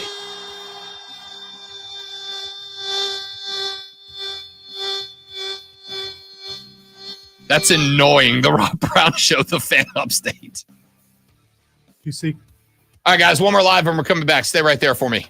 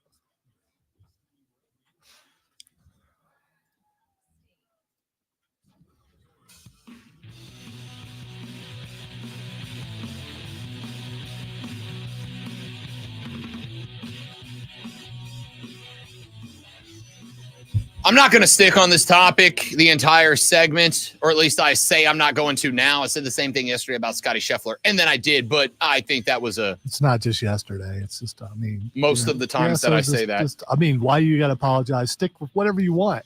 Yeah, it's my show, damn it. I see your name right there. I mean, Texter says, Rob, I think that winning is better than drawing, but drawing to the international powerhouse that is Brazil is a good draw, considering that the U.S. isn't exactly known for our soccer skills. That's from Gus. Gus, appreciate that text. Great to have you in the Armada. Gus, welcome to the show. Let's get on the bus, Gus. Just Don't so need to discuss mine. We are clear. The Americans, in my ever so humble opinion, frankly, deserved to win that game last night. It's kind of like saying the same thing for Dallas. I mean, we can hang with them, but we can't beat them. In the end, I mean, you're not. I don't get you tie people. I don't. Again, as I've said, and I don't want to get back into the debate because I'll be here all day arguing till we are both blue in the face. You can't, and refuse to understand. That's all this is, and that's okay. It's not your bag. Not everything's for everybody. All right. But you can't, won't, or refuse to understand. I get what you're doing there. You calling me a certain thing. No, I'm not. I'm not at all. What I am saying is, as Steven said, to sum it up, Rob says Zoe don't know ball. No, Zoe don't know soccer. And that's okay. Wait. It's not as bad. You told me a bunch of times I don't know ball. So, I mean, that's fine. I mean, here's the thing. If I were into soccer as much as you are, I still would be mad about a tie. You wouldn't. Yeah, no, you would not. I don't no, you get your happy. Yes, the I would. only people who say this aren't into soccer. You're not the in my only heart, people. my mind, my soul. Definitely. I mean, here's the thing. You are my best friend till I grow old. Yes. Wow. Oh, I just quoted Rod Stewart. You did. I feel nasty. You did. Did you not know that you were quoting Rod Stewart when you did it? I assume you intentionally quoted Rod Stewart. I would never do that on purpose. Winning matters. It doesn't. I don't care what sport it is. I want to win. It has nothing to do with American. It has nothing to do with that's who I am. Intentionally, I want to beat you at every argument. I want to win everything. You are intentionally missing the point. Intentionally, at this point, I have to assume no one has said, is saying, has ever said we don't prefer to win. You're happy about ties. You should not be. See, if you weren't happy about it, if you were saying, yeah, we tied, if we could have just did a little bit more, could have won that game, did not. But to you're suddenly apologetic, talking about apologizing to a guy who you've slammed for years because he was able to tie, not because he won. Have you ever done something that you have come to the realization that getting it done is good enough? I'm not going to excel. I just need to get it done. That describes my radio career. Right. It doesn't really. I'm excellent at what I do. I have many awards to prove. You are. So let me make this very clear. No one anywhere ever has said I would rather draw than win. No one's ever said it. No one ever will say it. If we tie at the Star Award, you going to be happy? I'm not. You don't care about what I'm saying. It is intentional at this point. There's no other way to describe this. It is intentional at this point. No one is saying, I prefer to draw than to win. No one has said that, yet you keep insinuating that we are. No one has said it. I need some negative emotion out of you. The same negative emotion that you're directing at me now should be directed towards a tie. You're talking about apologizing to a guy who you have slammed for years, and now you're going to, I'm sorry, Greg. Good tie. This is about you. It's not even about the tie. It's about the fact that you're going to apologize to a guy who you have slammed forever over a tie. If you won the game, that's different, but he didn't. Performance from the American football team was good. It was a good performance. There was a Muniz shot that could have gone in. There was the breakaway. I think it was Adams. I could be wrong. That had an opportunity to cross the face of goal. A spectacular block from the keeper. There was one drag down on a clear goal scoring opportunity that not get called. That should have been a PK. That game could have been 4-1. It could have been 3-1. It could have been 2-1. It ended up 1-1 against one of the best football teams in America. In the world, in the Americas. No one is arguing that a draw is better than a win. Stop inferring that. because There's no a one nice said recovery right there with the Americas. I know, I nailed it. Good job. No one's inferring that. What you are saying is that sometimes, and this is, I honestly think it comes back to the concept of a moral victory or a morale victory. You don't accept them. I do.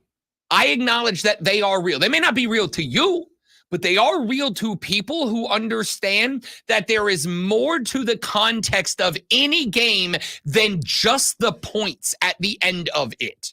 There's more to it. This is why you looked at game 2, a game that Boston comfortably won, and went, oh, Dallas was in it. No, they weren't. No, they weren't. If you look at the final score, you might think they were. They lost by 7. Sure, great win.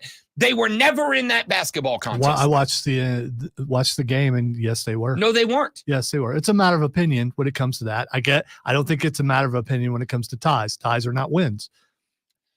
No one is saying that they All are. right, so from now on, Stop saying things that I'm not saying. Quit acting excited about a tie and say you're going to apologize to a guy who you've slammed forever for a tie. That's where I have the problem with it. There is a You don't owe that guy an apology. He did not win a game. He tied. There is an ocean of difference between a draw is a win. That's as far as I can go.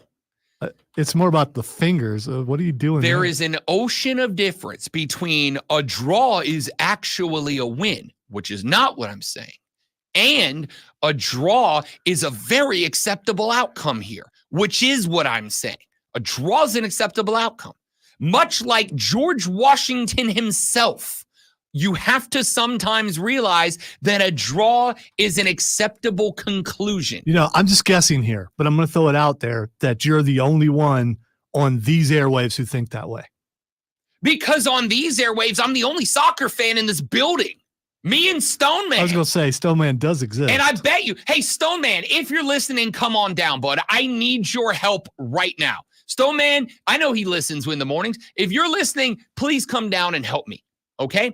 I'm the only soccer fan in this building outside of JD. All right?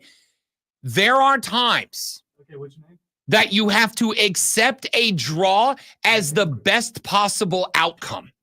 Last night, a draw based on what happened, not just the football, but I am talking with managerial tactics. I'm talking about the fact that you were up against one of the top 3 goalkeepers in the world in Allison in goal for Brazil last night. I'm talking about the fact that you were up against one of the arguably best 5 soccer clubs on the face of the freaking planet. Sometimes you have to look and go, well, we prefer a win? Obviously, we prefer a win. But sometimes you got to look and you go, we achieved something even if we didn't win. If Bryce Young comes out next year and has a game where he throws for 400 yards and 5 touchdowns, but the team loses 47-45, would you have rather won?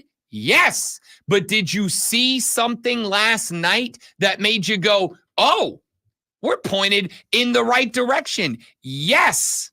And that can and frequently is just as important in the scope, in the grand scheme of things. Last night, yes. But there is the putting a win or a loss or a draw into context matters. And in the context of what happened last night, I am perfectly happy with a draw. Perfectly happy with a draw. Chris is on the phone. Chris, welcome into the show, buddy. What's happening? How are you? Good, partner. How are you? I'm good. Hey, Rob, I love your show, but I'm going to tell you something. I'm with Lonzo. We don't accept draws. And that's all I will say. We don't accept ties. You know, you win or you lose. That's all I have to say. Thank you for your show. You're a great host. Lonzo's a great host. I appreciate what you do. You got it, Chris. Thank you very much for the kind words. I do appreciate it, and you're wrong. I love you, Chris. You're the best. Again, that is a mentality that can, in some situations, lead to catastrophic failure.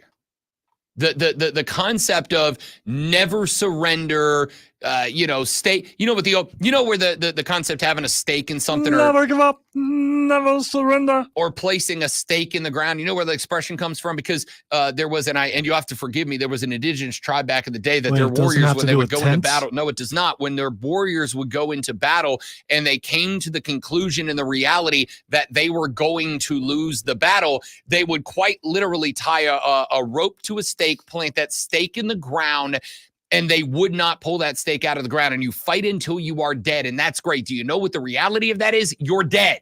You're dead. You can't do anything else. There's no coming back from dead. Is the other guy dead too? No. If he is, it's a tie. And you know what? If both of you are dead, neither one of you wins. That's not how it works. No, the other guy's not dead. You are. And it might take 6 or 7 or 20 or 30 other guys to finally be the guy that kills you, but they won, right? Sometimes we love to look at sports and put it into context of warfare and battle, right? That's one of the comparisons we use.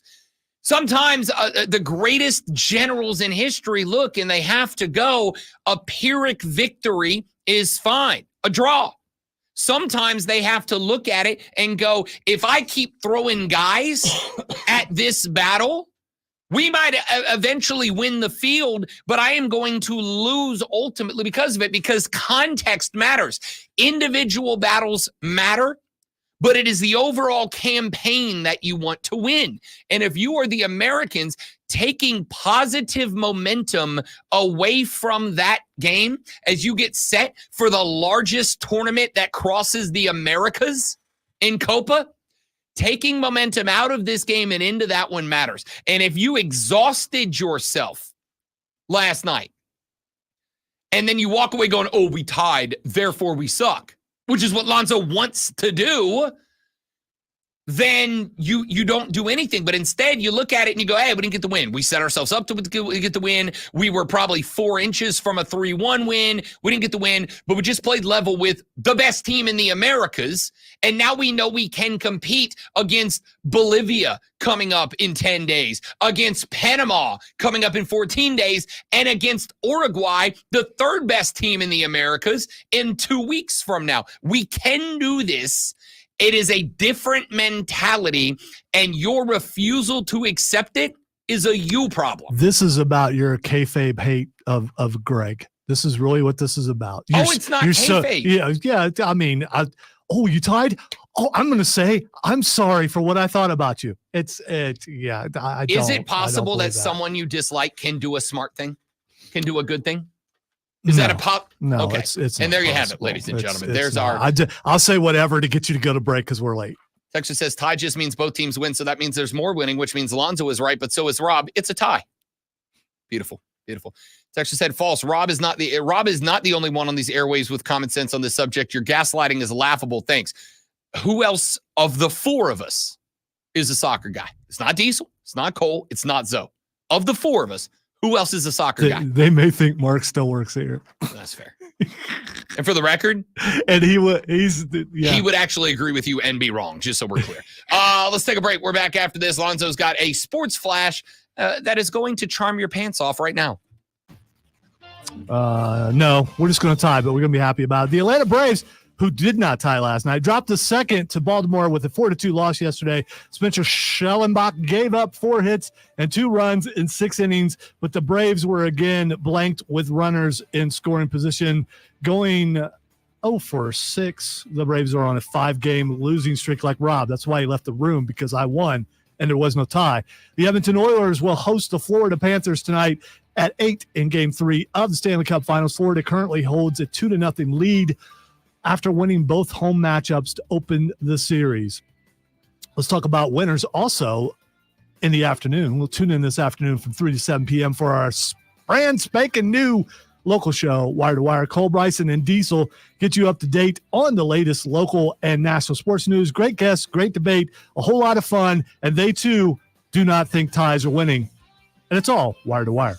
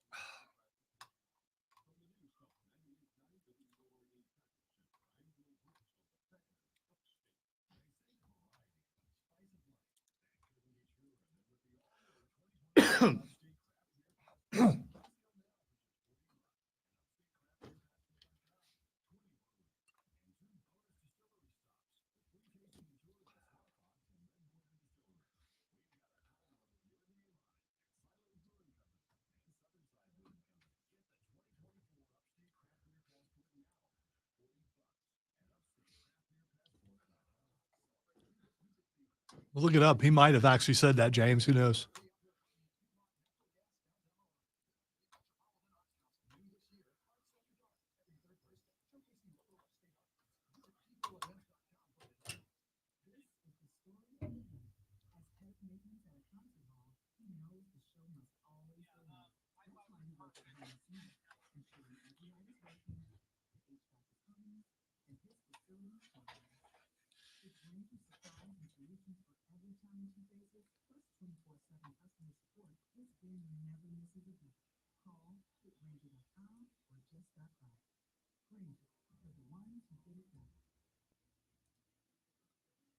What is that?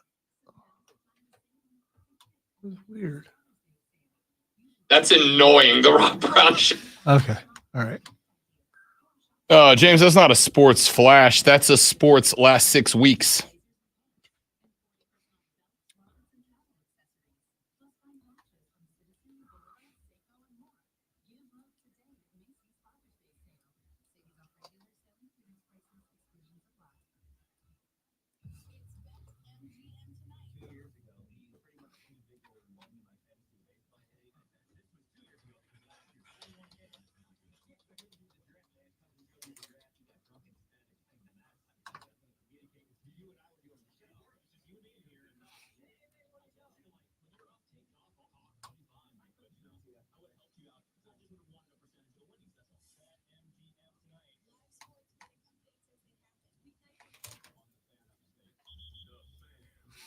I tried to look up Stink Out Loud's origin, and I got some weird stuff, so I'm out of there.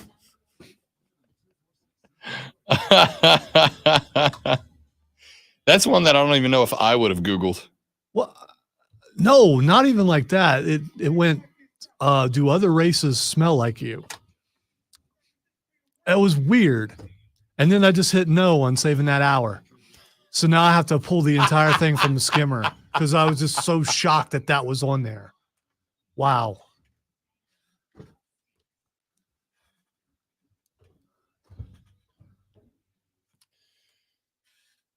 Well, you don't have to break stuff, dude. It was just a conversation. I didn't break it. It's been broken for a while. And since I didn't do it, I have ideas about we're getting a new board. So let's just, eventually. Maybe. Hour number 3 of the Rob Brown radio program starts now. It is the Fan Upstate.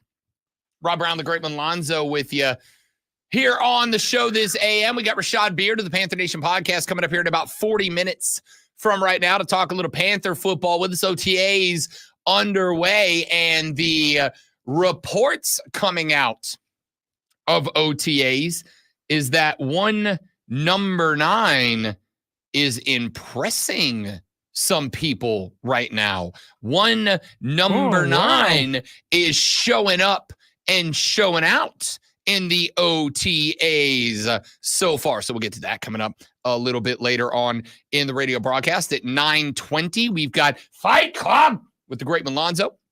He will walk us through everything. We haven't already been doing that. Well, this is yeah. Okay, fair. Here's a story that has been churning out this week. Is it about a lovely lady? Somebody looked up the other day the type of boat that the SS Minnow was, and they said that on a 3-hour tour, if they were going in one direction for the entire 3 hours, which obviously could not have, because you go out an hour and a half, come back an hour and a half. But on a 3-hour tour, that specific model of boat would have only been capable of going like 41 miles, which means that Gilligan's Island was like a driver 3-iron away from wherever they left. Which would they could not have been more than 20 miles away from the coast, which means they'd have been found pretty much immediately. No. Well, this ship is missing. Maybe check the island that's right there. Well, back in those days, they weren't as thorough as they are these days. People got lost all the time. I mean, Amelia Earhart, people like that. They was just disappeared. So, but it would make perfect sense that they were that close, wouldn't it? Doesn't that make the show funnier? The professor's out there fighting for his life, building radios out of coconuts, and the Coast Guard was probably like right out of screen. It would also prove that he's not as smart as you think he is, because they were that close and he still couldn't He get built them a home radio out of a coconut. and couldn't build a boat. I couldn't build a Bahama Mama out of a coconut. This man's making CB radios. I thought you used to be a bartender. You probably could. No, I can make him out of stuff at a bar. Well, I mean, you put it in the coconut, right? Don't they have cups made out of This coconuts? man made a radio out of a coconut. I don't know. I'm tired of the professor disrespect. The man was a professor. All right. The ACC dealing with a lot of issues lately, obviously, as the conference itself is being sued by Clemson and Florida State. But there has been a bit of a left-hand turn in this story, as it turns out that the rest of the conference members have now elected to sue Florida State. The names of the universities that agreed to that lawsuit have been released, and both North Carolina and Clemson, the only two, A, most likely to leave with Florida State, B, that did not sue Florida State. Cal was absent, as the three incoming teams were invited to the meeting. Stanford, Cal, and SMU were invited to the meeting, but were, quote, unable to attend. North Carolina, obviously, has not really made their intentions to depart the ACC loudly known, though the majority of the people in the know believe that North Carolina at this point is just kind of reserving comment because it doesn't really do them any good to get involved in this conversation. But apparently those schools have filed a lawsuit against FSU, effectively alleging them of doing damage to the conference by suing the conference in order to try and get themselves out. The schools that voted to sue FSU that did not, again, Clemson and North Carolina, we already knew that Clemson was out. And by the way, somebody had discussed this on a different show that I was listening to yesterday, and a listener called it and said, we already knew about this lawsuit.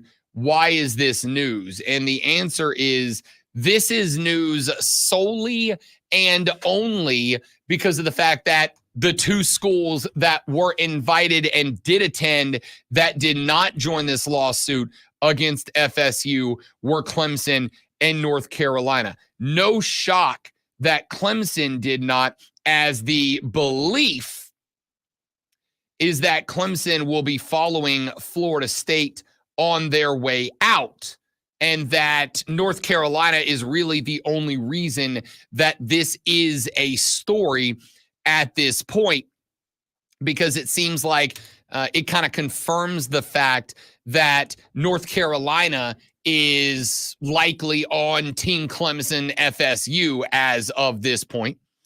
In an affidavit from Virginia President and Board Chairperson James E. Ryan said the members present voted unanimously to approve the complaint. The affidavit did not elaborate on who was present at that meeting. FSU mentioned the unshared agenda and minutes in a recent appeal to the North Carolina Supreme Court. Judge John C. Cooper asked about the meeting's participants during an April hearing in Leon County.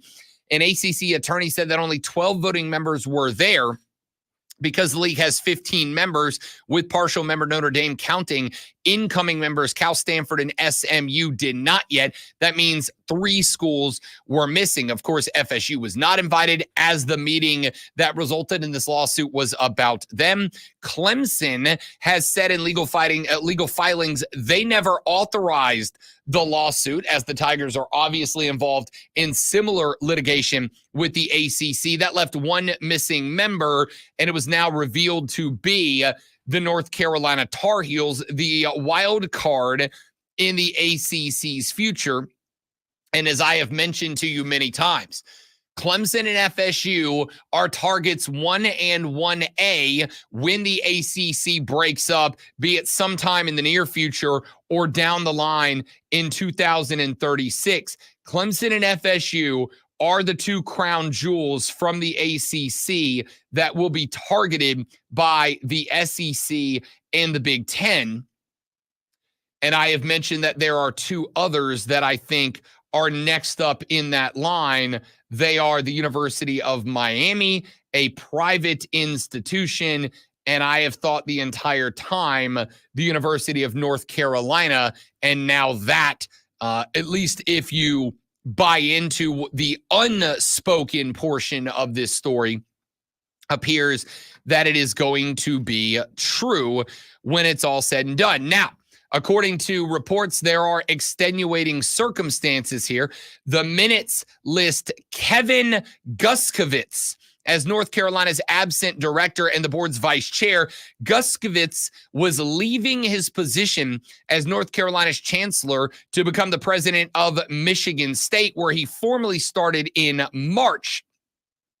The meeting was during Lee Roberts' first day as North Carolina's interim chancellor. So there is the possibility, there is the shot that the only reason North Carolina was not there to authorize the lawsuit against Florida State was because they were quite literally in the middle of a transfer of power from Guskowitz, their former chancellor, to Rogers, their at the time interim chancellor. But I would also say when you are talking about 9-figure litigation here, as this lawsuit is ultimately going to turn out to be, you were talking about a lawsuit that is figured to be somewhere in the range of hundreds of millions of dollars to the schools within the ACC.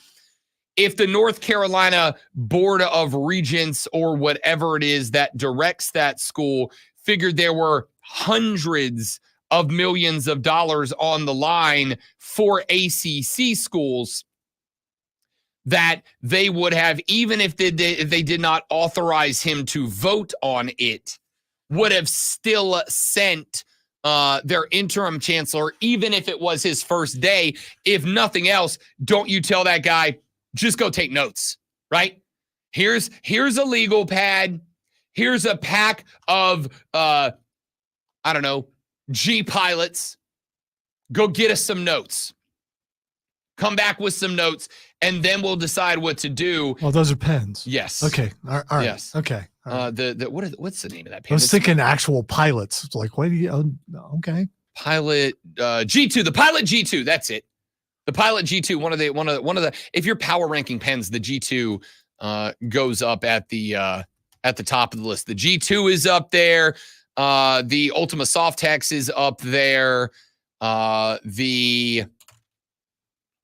What's the other one? There's one more that I really. Oh, the Zebra, the hard metal pen, the silver metal pen. The Zebra's way up there. I got power ranked pens for sure. All right. This is probably the weirdest thing ever about pens. I mean, it's cool. That you know that, but that's kind of weird. There are some of us out there that are big pen guys.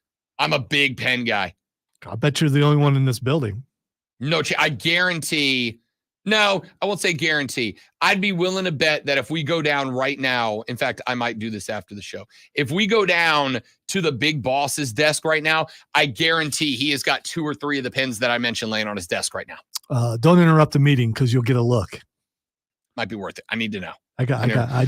Uniball Jetstream. That's the other one I was thinking of. Look at you. The Uniball Jetstream is the other one. I helped you stretch so you can come up with that extra. I needed it. I absolutely needed it. So big pen guy over here. Also big in the gel pen world. I didn't like him at first, but the gel pens have won me over. Big gel pen guy. I write a lot. I feel like this is April Fool's or something. I'm dead serious. I know. Dead serious. I know. I have got pen takes if you want them. Why do you not have those expensive pens on your desk though? These are the pens for when you need to go just get like a pack of pens. At the house right now, I have 3 pens on the desk, 2 of them Mont Blancs that are $100+ pens. Now, in fairness, they belonged to my dad. I have never spent $100 on a pen, but my old man had a couple of Mont Blancs that he handed to me, and I still buy the reload cartridges for them. The Mont Blanc, I've got the classic all black with the white cap and gold trim on it. If I've got to, like when I'm writing thank you cards or whatever, the Mont Blanc comes out of the case. Yes, it has a custom case. All right. So after the wedding and after you receive the gifts that you probably the Mont Blanc will write the thank you cards. Wow. Yeah. So I would be able to tell the difference. Oh yeah. I'm not saying I'm giving a gift, but if I were to give a gift, you would get a Mont Blanc return. Okay. All right. Yeah. All right. The Mont Blanc, it's got the best and most consistent ink flow of all time. It's got a bold but not over the top press to it. And on the swoop and pull, because I write in cursive because I'm 1,000. On the swoop and pull, it gives you a good trail without flying up the top of the paper too far. So do you let the pen down if your penmanship is really bad and you're using a quality pen? If you've got bad penmanship, yes. Thank you for the correction. You just wanted me to be right. I said penmanship and you said pensmanship. I don't know which one's right, but I'm assuming it's you because you're talking about pens. I think are you talking about a person or are you talking about multiple people? Pensmanship, I think, is when you're talking about the scope of people and how they write. Penmanship is when you are just talking about how you write or how I write as an individual. I don't think I'm buying that one. I actually don't know if that's true. I made all of that up. Yeah, that's like but it sounded real good. All the except for the pen part. I believe all the pen stuff things. is all legitimate. Yeah. Just that last part. Yeah. All right. So you're right, Shane. I am his gift. Rob with a pen with a feather on the end. That would be a quill. That would be ink and quill. And I have written with ink and quill before. I did it on a field trip, like when I was in middle school. They took us Did you sign the Declaration of Independence? No, but they did let us write with. There was a. They took us to the. There was an old. It's called the Little Red Schoolhouse. But I was on the other trip where you got to steal the Declaration of Independence. Go ahead. The Nick Cage edition. They took us to an old, like centuries old schoolhouse to teach us how the kids used to be back in the day. And they let us write with ink and quill to show how that would have worked. And it's the most annoying crap in the world because you write, you write 2 letters and then you got to dip and then 2 letters, you got to dip. We just got to write our name. It took me like 30 minutes just to write my damn name. Was the inkwell like, it was like one of the old jars, like you would see in the pictures of. I'm just worried. I've seen how many times you've dropped a real pen. I'm just imagining you knocking the ink over and all that. The ink, like the quill is literally just a feather with a sharp tip on it. Yeah, but I'm just talking about the inkwell. No, it would be like a lot of. They would have a little hole in the desk. It would sit down. That's what I wanted to know, is if it was affixed to the desk. Yes. Texter said, Rob, you need a vintage flex nib fountain pen in your life. The variation in line shape and dimension during writing in cursive is amazing. That's from Alan. Alan, as a big pen guy, I appreciate that. I have written it down on the tablet of truth to go find out about it after the show is over. We're out here changing the world. Alan, thank you for your service. It is appreciated. Wow, what a well-crafted email. If it would have been written in ink, it would have been beautiful. So the North Carolina thing, and what is obviously the second priority of this conversation, the ACC's general counsel, Pearl Lynn Hawk, P-A-R-L-Y-N-N, Pearl Lynn. I didn't think people called their kids Pearl anymore. I've never heard the name. Not Pearl. Pearl it's Lynn. all one name, Pearl Lynn. Perlin Hawk. No, it's Pearlian. Pearlian. Like Pearlian, get in here and make me some biscuits. She's the ACC's general counsel, so you will not speak to her like that because she makes more money than both you and I combined in a month. I would if I was married to her. Stop it. I would not. I have met Miss Lisa. The hell you would. Said she had met with the general counsel of all schools who asked to review additional claims. Hawk and ACC Commissioner Jim Phillips also discussed the proposed update with school presidents and chancellors. The vote was 12-0. And now we know again that it was North Carolina and Clemson who did not vote on the decision to sue Florida State for damages done to the conference based on their decision to sue the conference. Do with that information as you wish, but to me, it effectively screams very loudly, that if and when this thing can be broken up, North Carolina will be on Team Clemson /FSU. We'll talk more about that later. When we come back here in just a minute, let's listen to what Tom Brady has to say. Tom Brady was on a podcast with Yahoo Sports this week and was asked about the current state of quarterbacking across the National Football League. And honestly, I think he might have a point. We force Lonzo to listen to the GOAT when we come back on the Rob Brown Show and the Fan Upstate. New life. All right, guys, one more read and we're back. Stay right there for me, please, and thank you.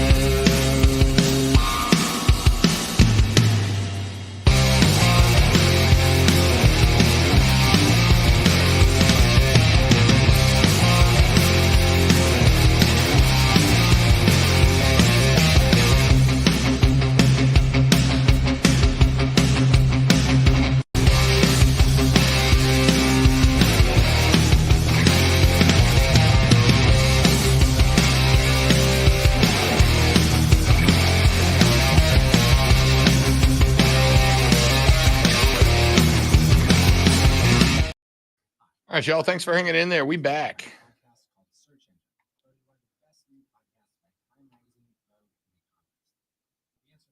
Tiger Birdies won. Let's go. Eldrick playing Saturday, boys.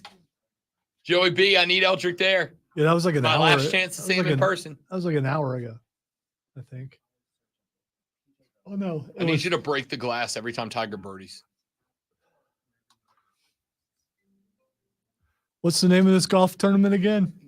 The U.S. Open. It didn't elicit the kind of reaction I thought it would. First miss this week. Never mind, it did. I made him miss. Got my head. I blame the refs, like Luca did. Yeah, stop whining, Luca. Chumba. We'll see. Tiger is not. Oh, he is on the leaderboard, tied for second at -1. Steven, that's because Through you know ball. 2. I'll take it.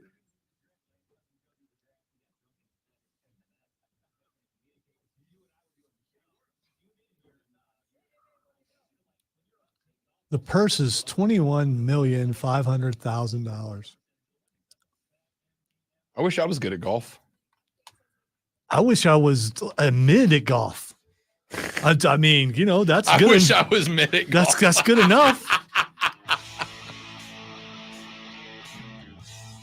Texas said, huge pen guy here, Rob, but guard them like a mother because they will walk away. Pen thieves are the worst. Can I tell you on the list of guys around the office that I really dislike? Pen thief guy is way up on top of the leaderboard. As is Tiger Woods, by the way, right now. Well, here, 1/8-inch jacks are more valuable than pens, but still. Same thing. Same thing, except the demo that steals audio adapters is obviously dramatically smaller. I will have you know that when I go places and have to borrow a pen, I will emphatically point out to the person that I borrowed it from that I am returning it so that I am in no way ever thought to be a pen thief. That's how much I hate pen thieves. So you're saying I am returning your inferior pen. Yes. You're not a pen guy. Sometimes superior, doesn't matter. Average, whatever.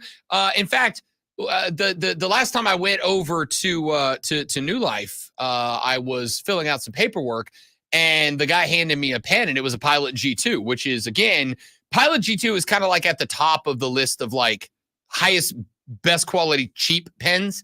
The young man hands me a Pilot G2. I fill out the paperwork, and I reach back across the desk, set it down, and I went, I'm returning your pen. And like set it down on top of his paperwork to see that I gave it back. I despise pen thieves. If you are a pen thief, sorry, James, sorry, or Shane, I dislike you actively, even if you are an accidental pen thief. All right, so I know how this is going to sound, but I'm going to say it anyway because it's never stopped me before. Is this a money thing? Because No. I've never thought of, wow, that's a really expensive pen. Nope. Because I don't know that I could tell. Even if you walk away with one of my Pilot G2s or my Zebra Sinass, I'm still going to be furious. That last one sounds nasty. It's not. That's the silver metal one. I'll go find a Zebra in the office and show you. You'll be like, oh, that's what that is. Because everybody knows the Zebra, even if it's not like jumping off the page at you. You'll know it when you see it. You'll be like, oh, that one. Tom Brady, the GOAT. I tried, people. I tried. I knew what you were doing. That was never going to happen. Tom Brady was on a podcast with Yahoo Sports the other day. Thank you. That was pretty good. That's pretty good. You'll never do it again. No, I won't. You walk off when you're ahead, man.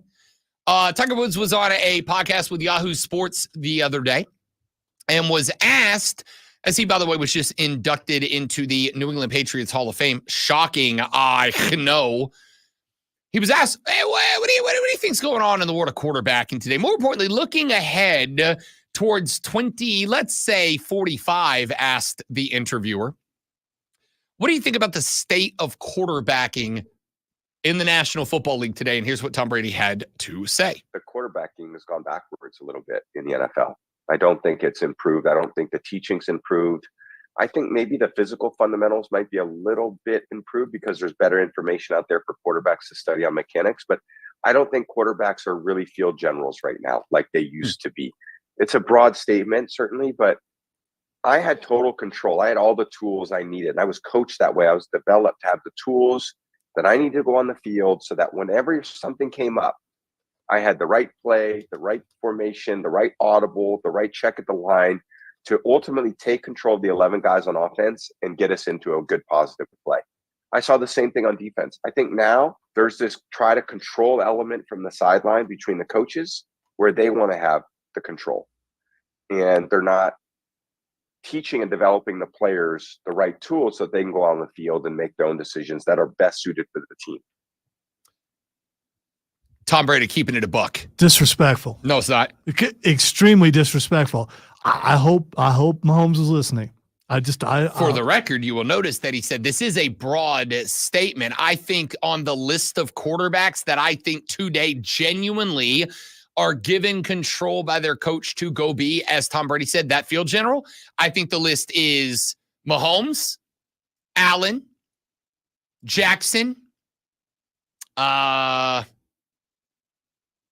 Stafford, Goff, maybe Brock Purdy, Burrow, Joey B. But I think the only guys. All right, so in wrestling, that's a pretty big list from what he was saying. Out of 32, yeah. And on top of that, I would say about 3 of those, I'm like, nah, 50-50 on. Like, I'm not entirely sure they have as much power as maybe I think that they do. But I will say this. In wrestling, because everything's wrestling. In wrestling, there is this common thought that when you're green, when you're new, when you're working your way up, you don't really have a lot of control over you and your character and your behavior on screen. But once you're in for a long time and you figure it out and you start to dial in, you start to get more control over who you are on the screen as your character. You get more creative control over who you are and what you do, right? I think the same is true with quarterbacks. I think you've got to get there, but there have also been plenty of wrestlers who have said, if you let me be me, I'll give you the example that jumped right into my head. Great one. Zack Ryder / Matt Cardona. Right? Woo, woo. You know woo, woo, woo. When he was Zack Ryder in the WWE, he didn't really have a ton of creative control over himself and his stories and whatever. And he was always just kind of a guy that was there. Right? He was just kind of a guy. I mean, they let him do some fun stuff, but he was just kind of a guy. Then he goes back down to the Indies. He becomes Matt Cardona. And now all of a sudden this dude's getting, I mean, he's more, I'll say more, by non-pure WWE fans, he is more known for his work as Cardona than Zack Ryder. And the question is, if he would have been allowed to be him at WWE, might he have become one of the biggest superstars on the planet with them because he clearly knew what he needed in order to get there? I would say Brady's not wrong about quarterbacks either. Coaches want all the control. They want to tell the coaches or the quarterbacks, do this, do that, handle this that way, handle this that way. And my question mark is, if we went back to kind of the day and age where a coach said, here's what I want to see, but once the ball was placed on the line of scrimmage and the offensive line was set, they give their quarterbacks control to go, yeah, I don't like this, or I prefer that, so this is what we're going to do, because I don't think there's but a couple of guys who really have that. So why not? Why not, Tom Brady? It's not where you're at when you're 22. It's who you're around when you're 22. Right. You know, who inspires you to be better, who develops you. I was so fortunate. I look at my career. I was looking around at other competitors like Peyton Manning, like Steve McNair, Vinny Testaverde was playing for the Jets. Brett Favre was playing. I mean, I was looking around at quarterbacks who were unbelievable. And I had coaches that were unbelievable. The competition was tough. My coaches were tough. I had to grow and develop. And I would want those guys to have the same thing. I just don't see it the same way that I saw it back then. I see a lesser developed player, lesser developed coaches. They're not teaching anymore. There's less time to teach. There's a lot of reasons why. And I would like to see the game, you know, hopefully, first of all, we got to become aware of it. And then we need to put some things in place to make those changes. All right. So I have a problem with this. He put Vinny Testaverde in there. All right, that just I killed. knew that's where just, you were going. I mean, come on. I knew Come where on. you were I'm not going. going to crack on Steve McNair, but Vinny Testaverde. I mean, Vinny Testaverde wasn't bad, dude. Yeah. He wasn't bad. Okay. I don't know that he belongs in the same breath as McNair and Favre, but he wasn't bad. But I will say this, the one thing you have to say about Vinny Testaverde, he was, as McAfee might say, one tough son of a... And he had longevity because He sure did. because mid is necessary when there's not that many elite. I guess. Come on. I think the point that Brady is driving at here, and I do not think that it is a bad point. I think the point here is when I think about the guys that he just mentioned, I mean, honestly, like if I told you Tony Dungy never called a play for Tom Brady, that wouldn't be unbelievable. That wouldn't be outlandish that he just went, Peyton, you're the guy, right? Okay. I'm glad because Tony Dungy never called a play for Tom Brady. I meant Peyton Manning. Okay, all right. Did I say Tom Brady? You did. You Okay. kind of fixed it at the For end. Peyton Manning. Yeah. I think that would not be like an unbelievable thing to say. But I also absolutely agree with Tom that I think that, and I do think a large part of this is because of a conversation about a different sport that we had earlier. We are so quick to jettison coaches and blame the world's problems on coaches. America. And if you're in a spot where you're talking about me potentially losing a 6, 7, 8, 9, 10-figure job, not 10-figure job, but you get it, about losing a job that is worth tens of, if not hundreds of dollars over the years, and you're telling me I can lose that job in a year or two if things go sideways and I'm not going to get time to recover, then yeah, I want full control over every single aspect of that job. And I may not trust the people under me to do things their way and get it right. I want everything done my way. I honestly think Tom Brady's got a bit of a point here in the micromanagement of quarterbacks, stunting the growth, which is why we are seeing so few rookies that really ever make it to that next level. I can't think we have had that many worse than good rookies.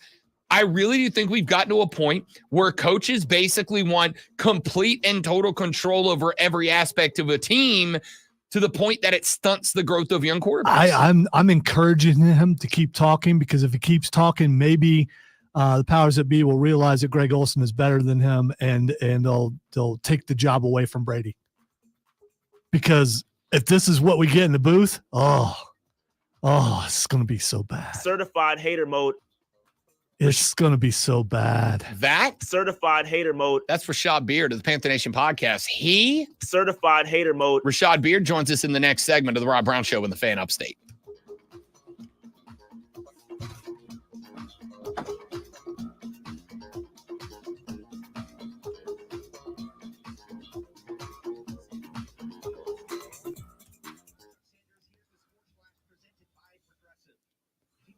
Tom Brady in the booth. Yeah, but none of these quarterbacks are as good as I was, because I had complete control. I mean, obviously that is true. Look at that guy right there. I mean, Josh Allen, horrible. If it was me, I would win games.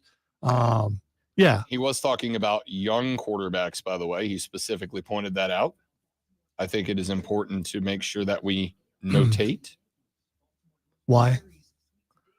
So that you don't misrepresent what Tom Brady is saying for the sake of making it look worse. Not that you would ever do that. Vinny Testaverde. Don't have to.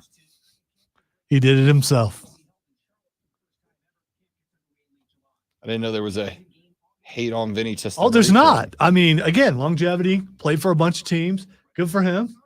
But you don't mention him.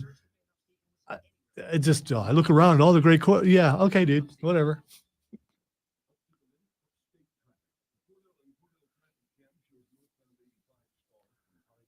You sent him the thing? Yes. Okay. Just checking.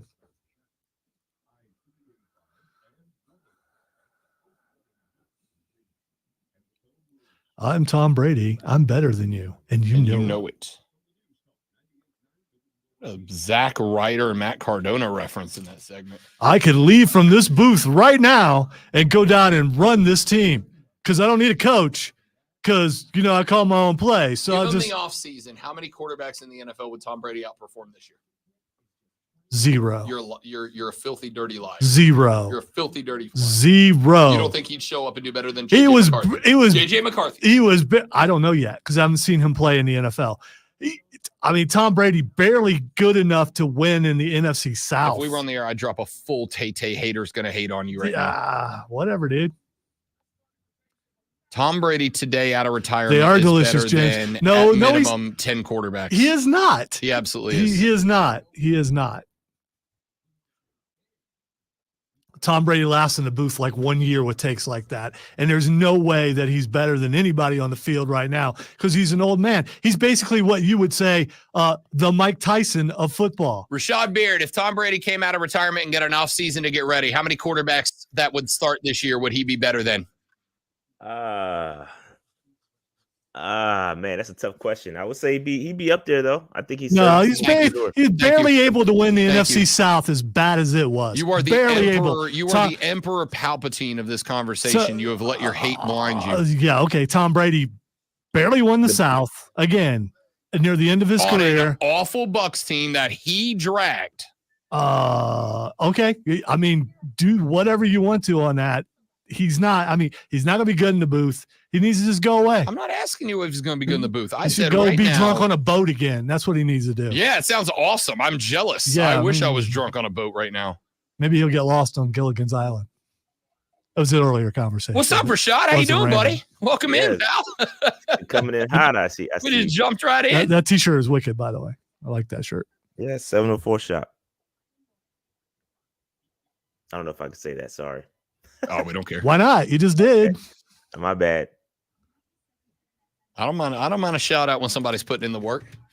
We spent a whole segment on Costco yesterday.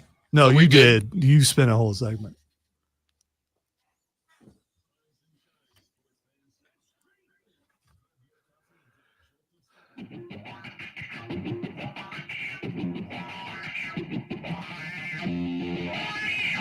Every Thursday at 8:40 in the AM portion of the day, we are joined on the live stream by a young man who is one half of the Panther Nation podcast, available on YouTube. Go search for, subscribe to the Panther Nation podcast and hear the stellar takes of our next guest. He is Rashad Beard joining us on the show. Missed out on last week, so he's got to do the work of two segments in one today. What up, Shad?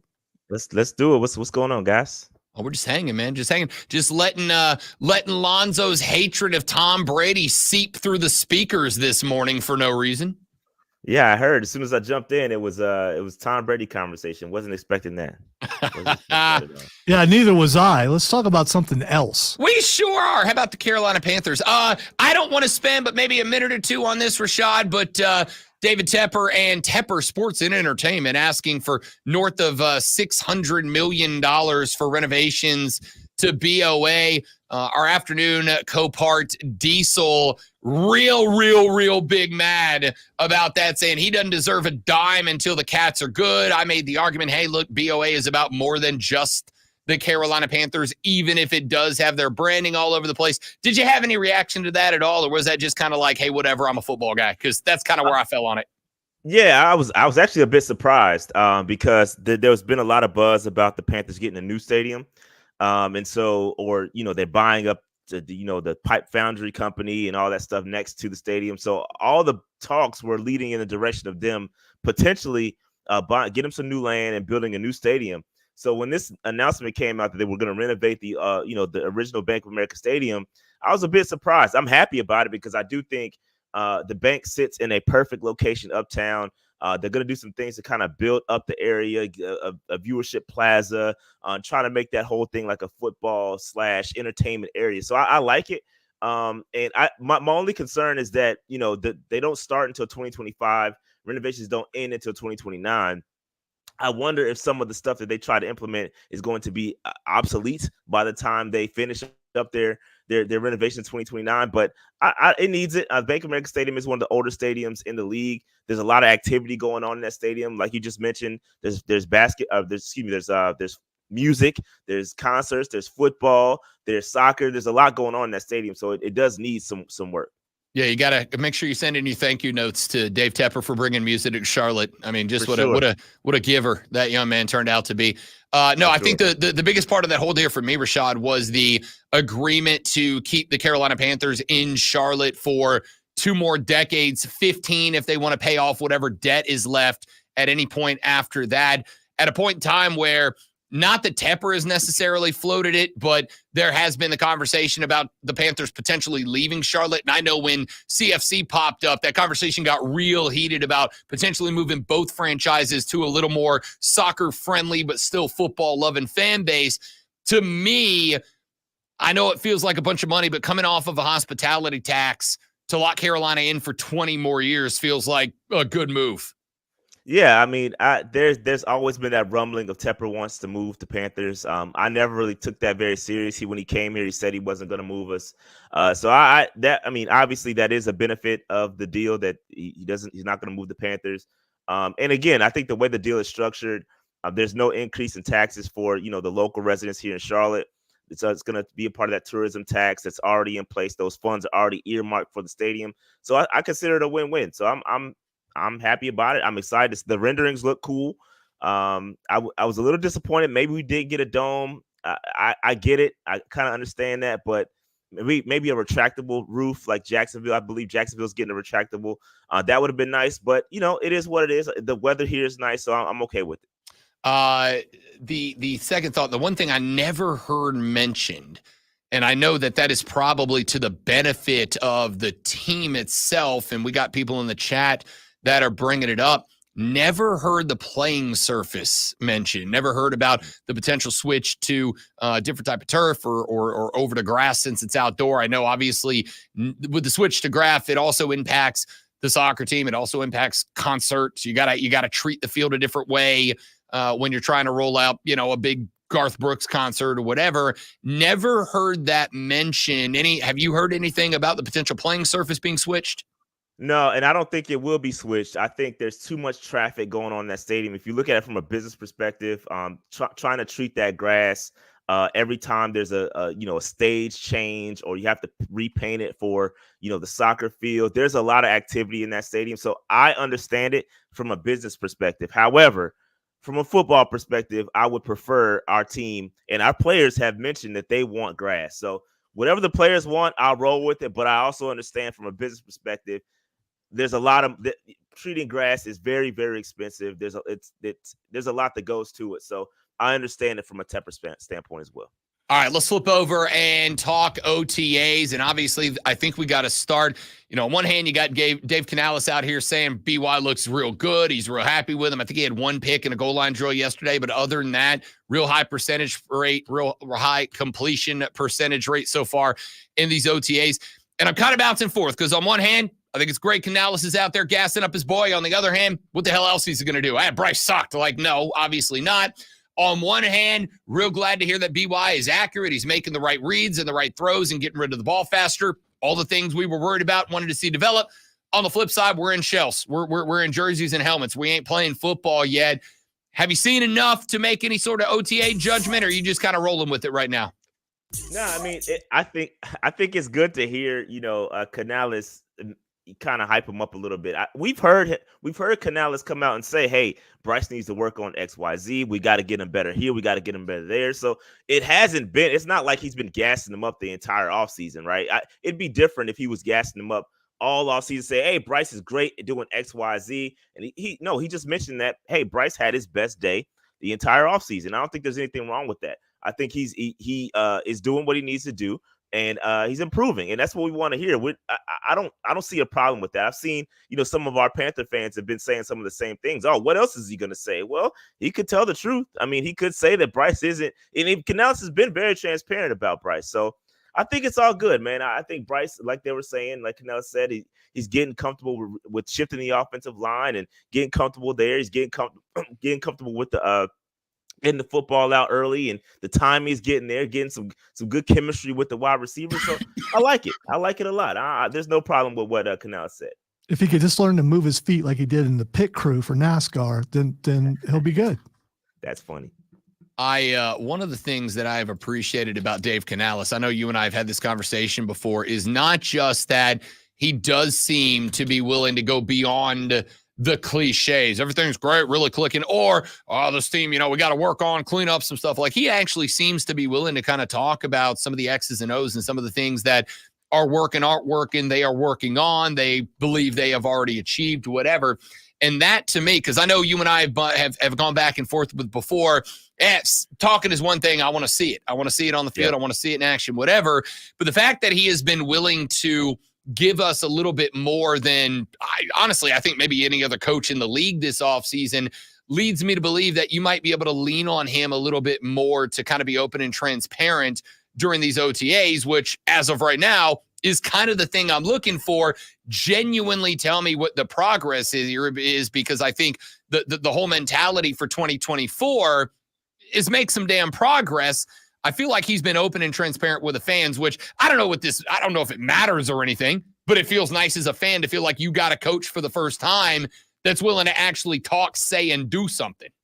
Yeah, I mean, and there's obviously a difference between, keeping it a buck with us and then giving us coach speak, right? I do think there's some coach speak within that, right? I don't think he's giving us everything we need to hear about Bryce. And I'm sure there's some things he could say about Bryce that aren't great that he's not going to say, right? But at the end of the day, I think he is critical enough where it's not, man, Bryce is just trash, but he's critical enough to say, all right, but not disrespect him. And so I think that I like that. I mean, Canales is open. He's very transparent with the X's and O's.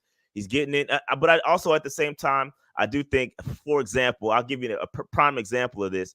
When he talked about Eddie Pinheiro and how he spoke to Eddie Pinheiro, but then doesn't know why Eddie Pinheiro wasn't kicking on the first day of minicamp. Bro, you spoke to him. So I'm pretty sure you asked him why he wasn't kicking. So there's a little bit of coach speak in there, but it is we'll take what we can get from Canales. Here's something that came across yesterday. I host on the weekends a syndicated national gambling show, and so I get emails every now and then about updates when there's line movement on different games or series or whatever. I got a notification the other day, and it's the first one I think I've gotten since last year that directly involved the Carolina Panthers. So far this offseason, when Vegas released the over-under win total projections when the schedule dropped, of every team in the National Football League, out of all 32, there is one of them that has seen their projected win total go up since the schedule dropped. It is the Carolina Panthers. Now, it only went from an over-under at 4.5, which I don't bet futures that far out. It's a very long time out to dangle money into an account I can't have back. But it opened at 4.5. I took the over. And so did so many folks, Rashad, that the over-under on the win total has jumped from 4.5 up to 5.5. And someone at one of the major books told me they could see it moving up to 6.5 by the time that the season starts.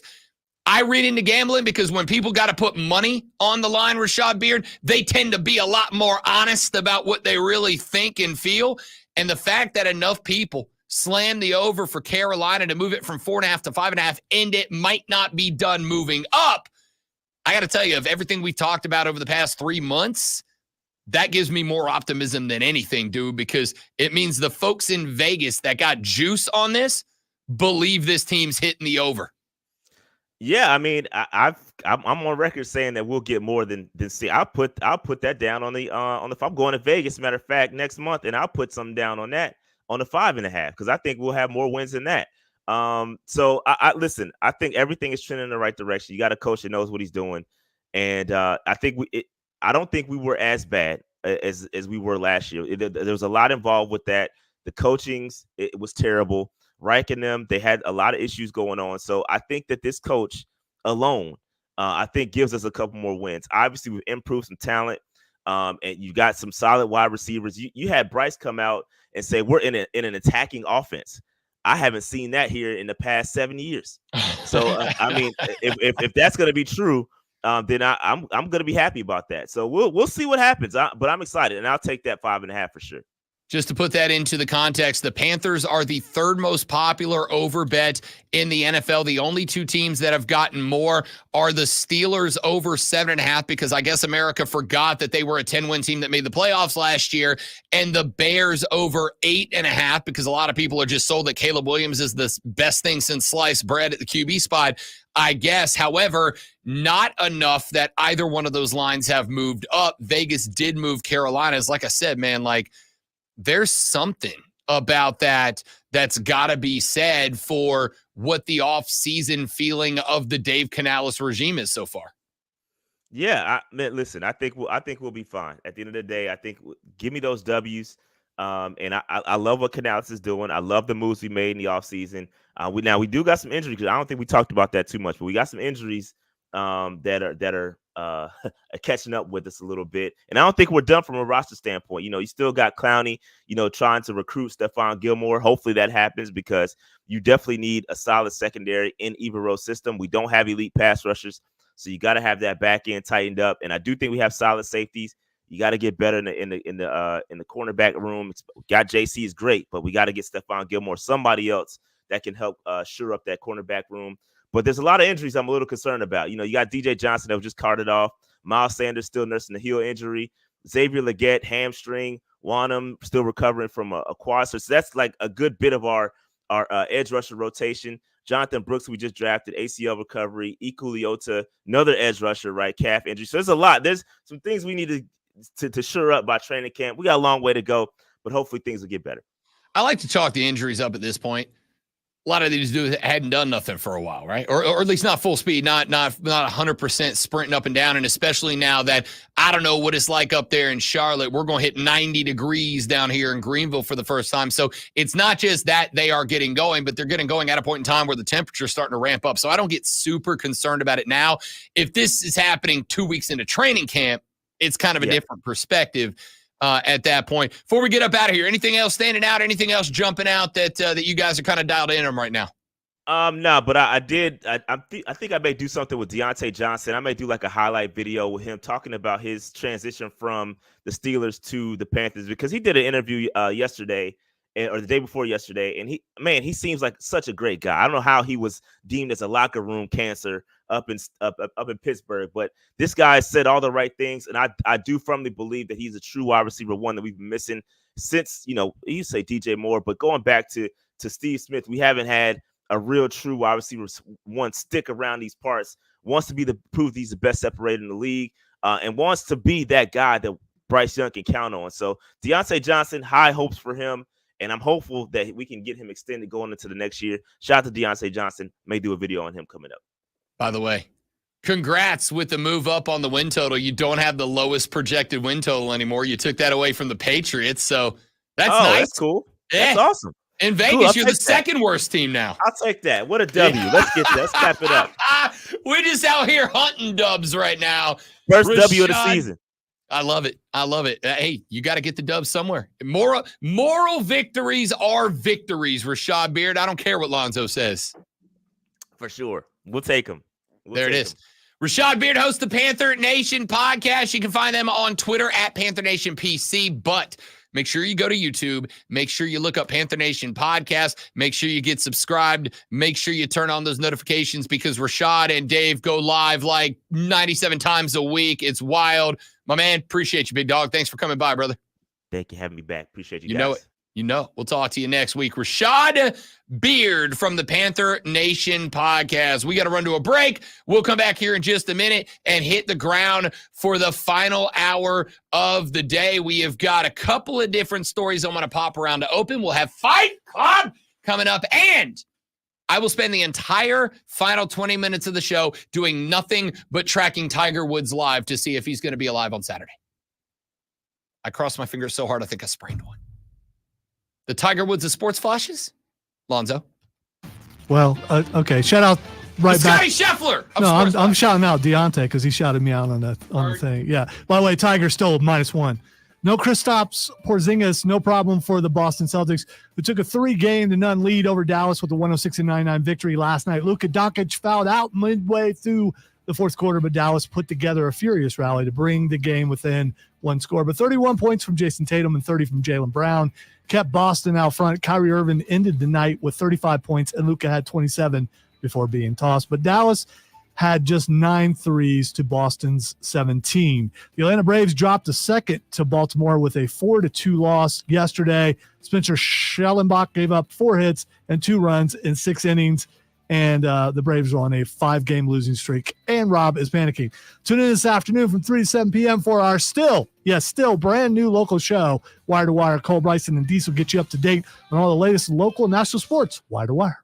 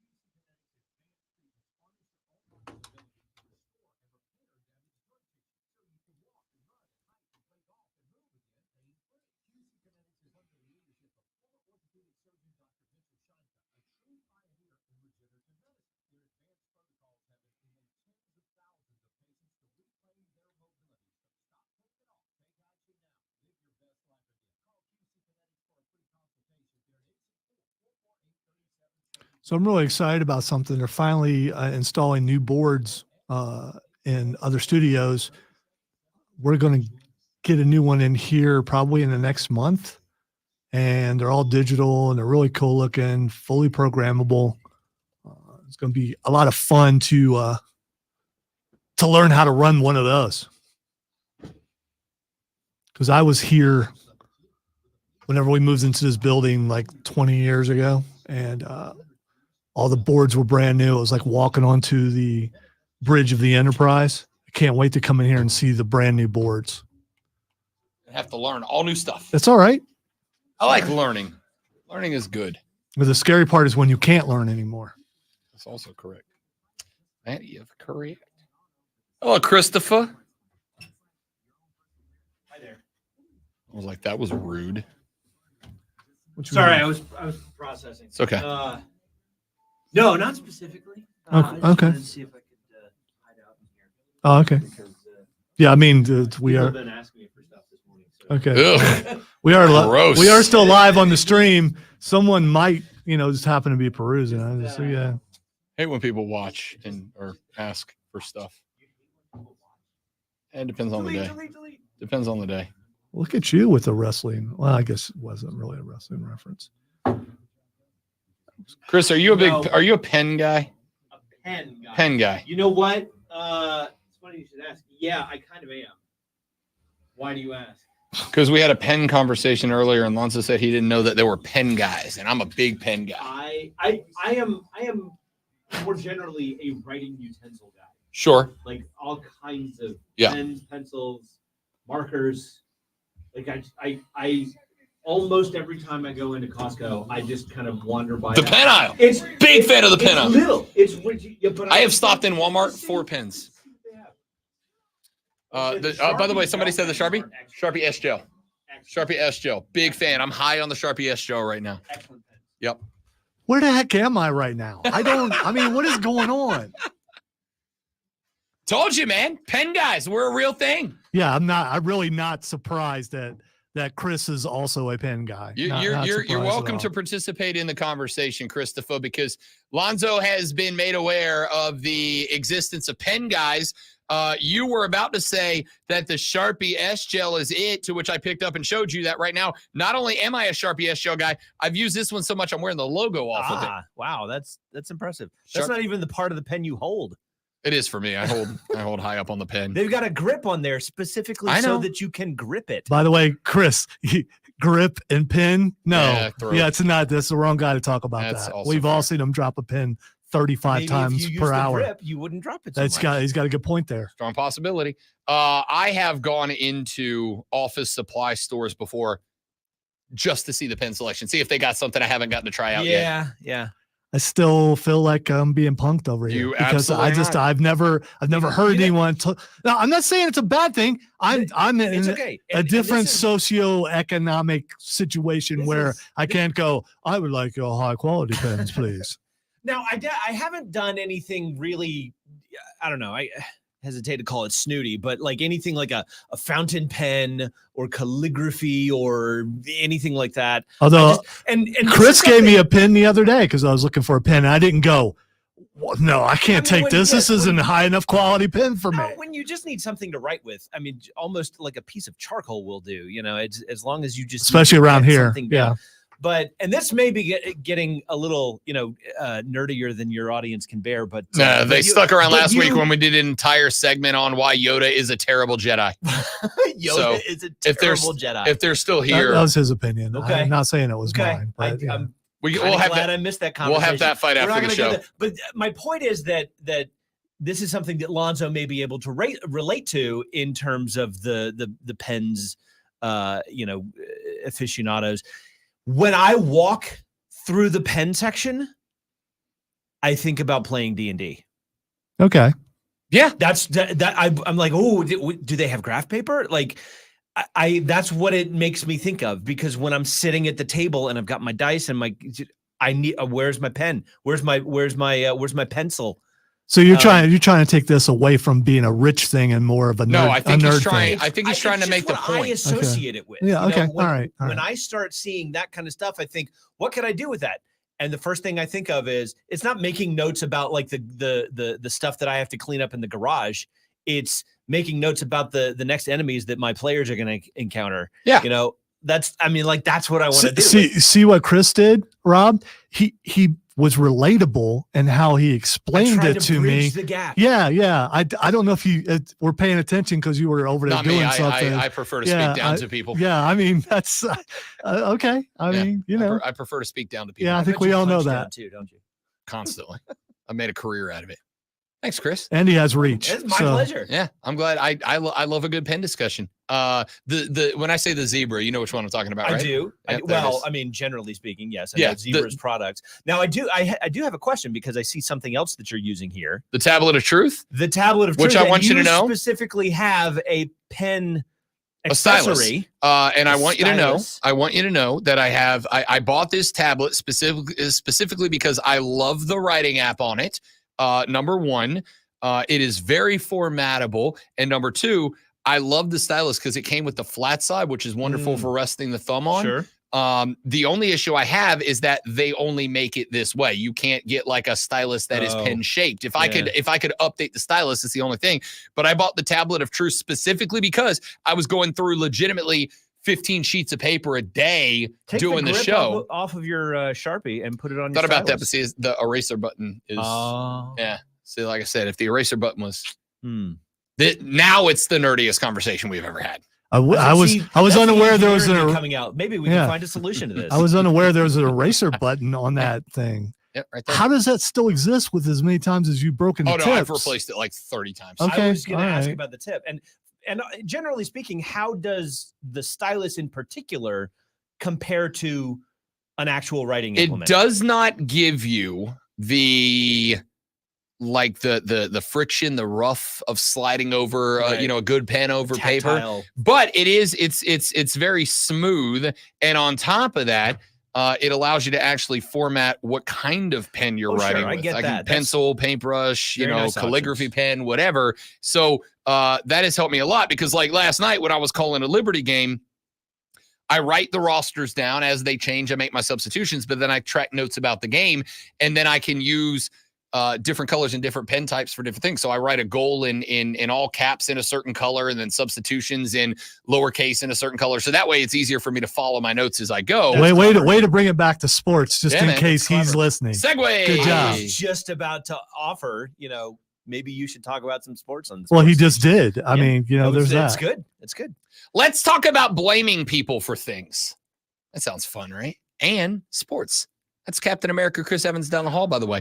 We're not going to blame you for anything after you leave the room. No, I'm not blaming Chris for this. This is just me being a giant dork. I had a take that in retrospect, I did not share back in hour number one, but I would have if I could have. And the reason I didn't share it was because I honestly thought to myself, I think this take, I feel like it's a good take. I don't know if it's a good take, but I feel like it's a good take.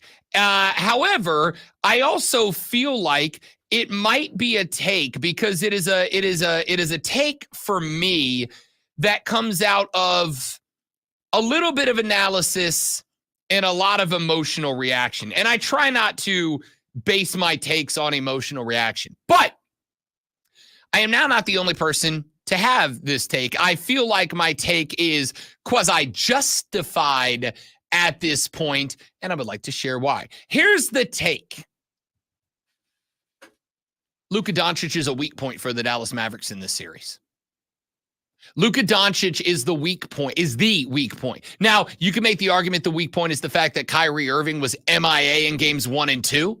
You could say that the weak part is that Gafford and Lively have been, up until last night, bad. After last night, pedestrian at best. When Lively and Gafford were, I've been telling you, to me, the second reason that Dallas is here, the first being Kyrie Irving. But I think specifically last night, I think Luka Doncic is the weak spot on this Dallas team. Not because of his offense. The guy's a theoretical walking triple-double. but because it's the other side of the basketball. And Brian Windhorst, Windy, agreed with me on this. I thought it was perfect that Luka fell onto the ground there in an unacceptable position to put himself in with 4 minutes left with 5 fouls, and then immediately looks at the bench and says, "You better bleeping challenge it," as if it's the bench's fault that he just made a terrible play. I'm standing here in the Mavericks tunnel. Over there is the Celtics tunnel.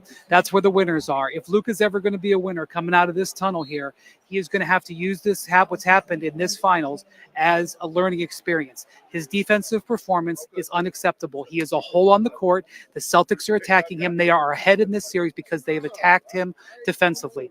And you've got a situation here where Luka is complaining about the officiating. They have begged him. They have talked with him. They have pleaded with him. He is costing his team because of how he treats the officials. He's a brilliant player. He does so many things well. They are here because of how he did. His performance in this game is unacceptable, and the reason why the Mavericks are not going to win. I could not agree more. Honestly, I couldn't agree more. I was going to say that back in hour one. Is he a reporter or is he an analyst? He's an analyst. Okay, he is an analyst who reports. Because he is placed in a position where he appears to be a reporter. And if he is reporting and not analyzing, then that's out of line what he just did. I don't think it is. For the record, I do think you can do both. I'm not saying he's wrong, by the way, because he's absolutely right. He's absolutely right. But I just didn't. I always thought that he was there to report when he was actually at the game. When he's brought on as an analyst, as an expert on one of the shows, that's different. But when you're standing on the sidelines, I thought that you were. No, yeah. I think in this case, it feels similar to me to Monday Night Football or Thursday Night Football after, Buck or Aikman or whoever are done. And then you flip over to Sports Center and they got Scott Van Pelt on and he brings on the play-by-play team and then they break down that game. It's kind of the same situation. Like, yeah, he is a reporter. He reports a lot of news for the NBA. As a matter of fact, he is right now as we speak on ESPN breaking the news that JJ Redick has scheduled an interview for the Lakers head coaching job. But I also think that Windy is brought on by ESPN to give takes as well. I think he walks betwixt the two.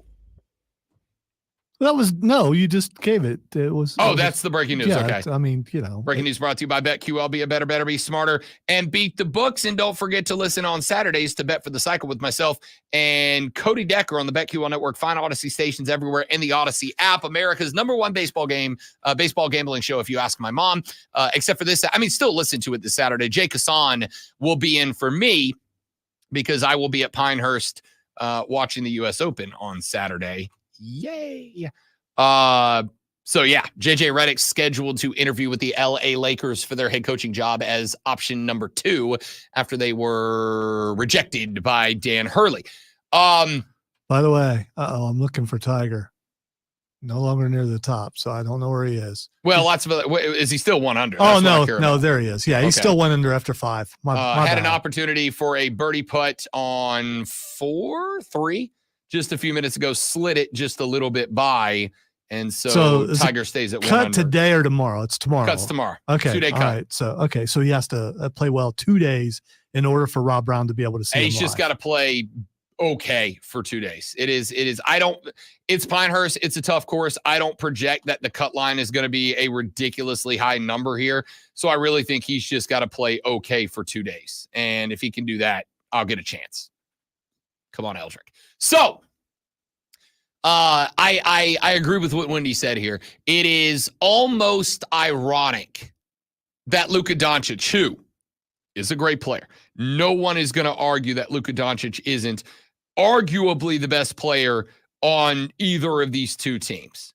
You can make probably the argument that Jason Tatum's a better overall player, but I would make the argument that Jason Tatum is not as talented and well-rounded as Luka Doncic. You can make the argument that Jaylen Brown, not the argument, you could state the fact that Jaylen Brown is having a better series than Luka Doncic. He obviously is, but Luka Doncic is the better player.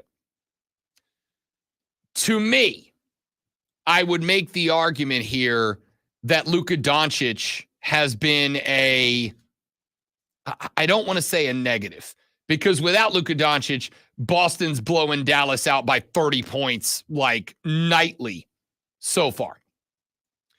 But I would also argue that in the biggest spots in games, let's say 1 and 3, I could make the argument 2 as well.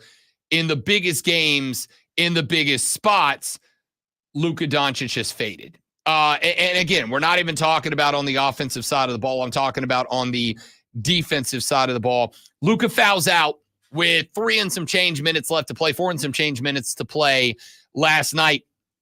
And he fouls out on, so I don't know if you've gotten the opportunity to see the replay of it yet, but he fouls out on a blocking foul that they're like, he looks at the benches, as pointed out by Wendy there, and goes, you better bleeping challenge that. And I'm like, dude, why?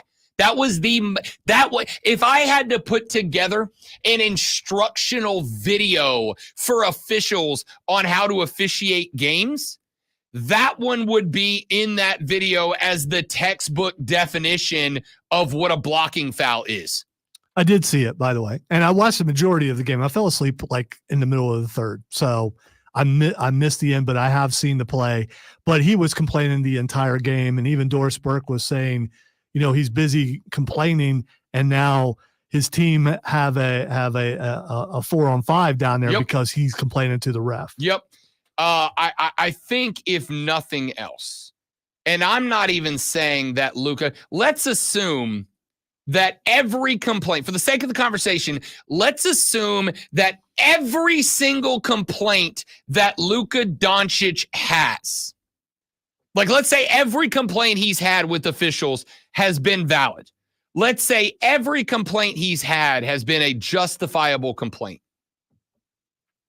Has it changed anything? Have the refs gone, yo, our bad, Luka, we'll get you on the next one? Have they given him makeup calls? Have they turned the way they're officiating? No, and they're not. Well, we don't know that they haven't, because I believe makeup calls exist, and I believe you do too. I absolutely believe makeup calls exist, and I absolutely believe they're not giving him any. There is a difference between we blew a call, and we know we blew a call, but we already blew the whistle, so we can't unblow the call.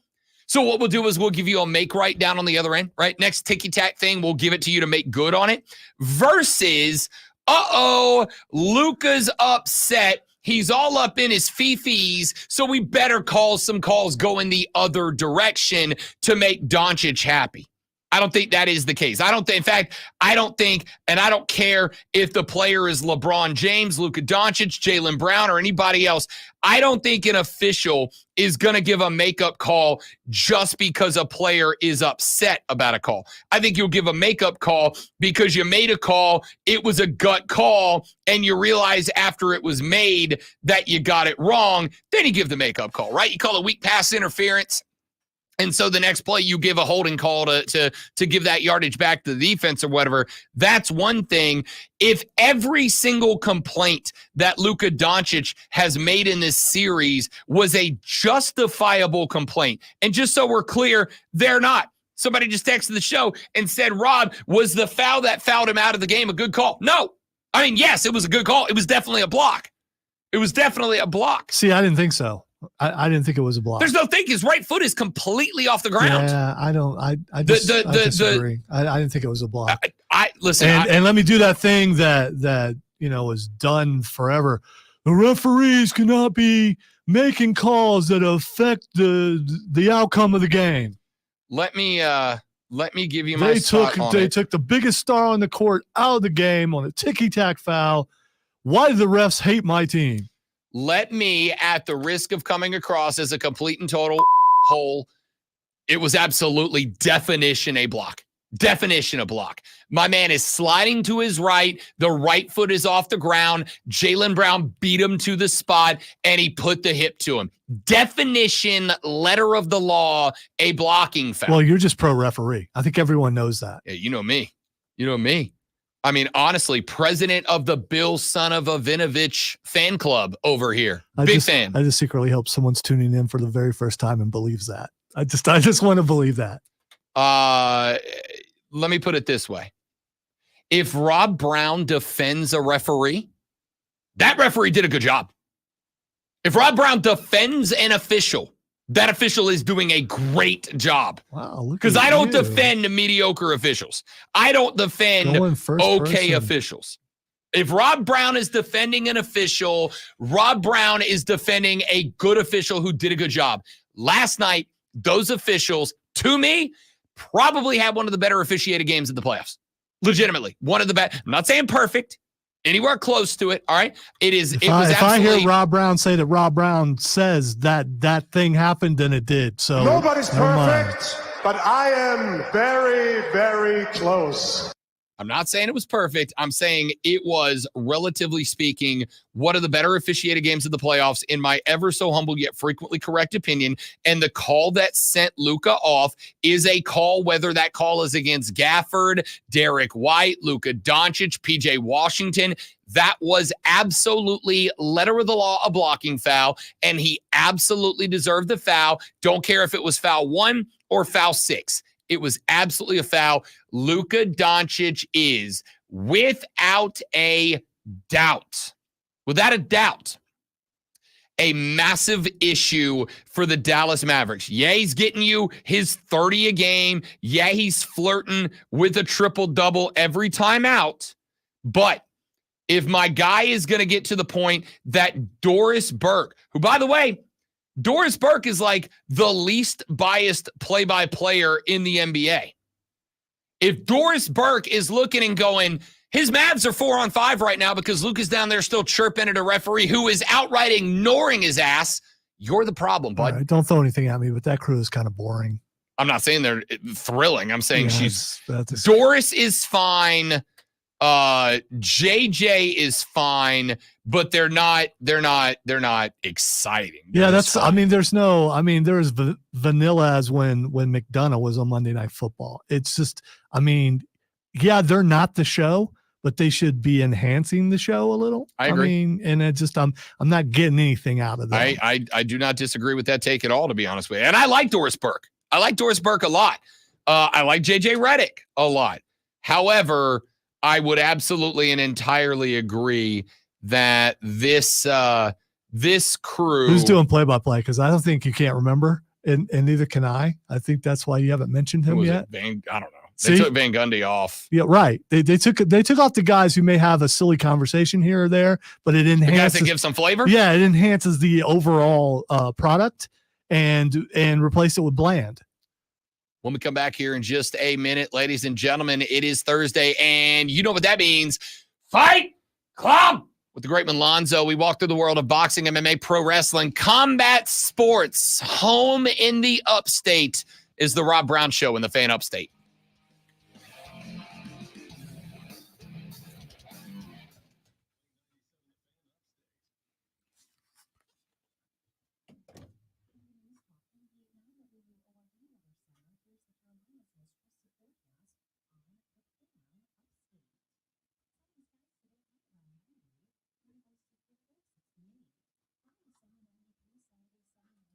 I just sent you something on Twitter.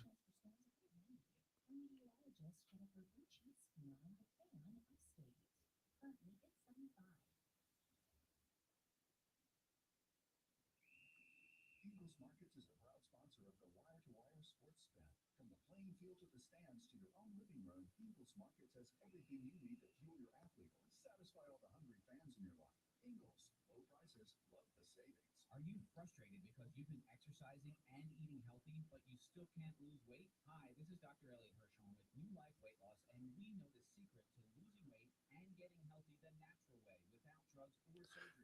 At New Life Great. Another post from Satan just showed up on my feed. Why? You did something for the algorithm, Lonzo.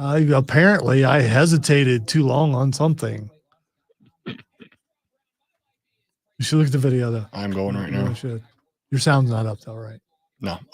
This is actually a song, but I'll turn it. You sent me the video of the song, but then said I don't. It's got subtitles. It's what it's about more so than the song may suck, but the sentiment behind it is something you might relate to now.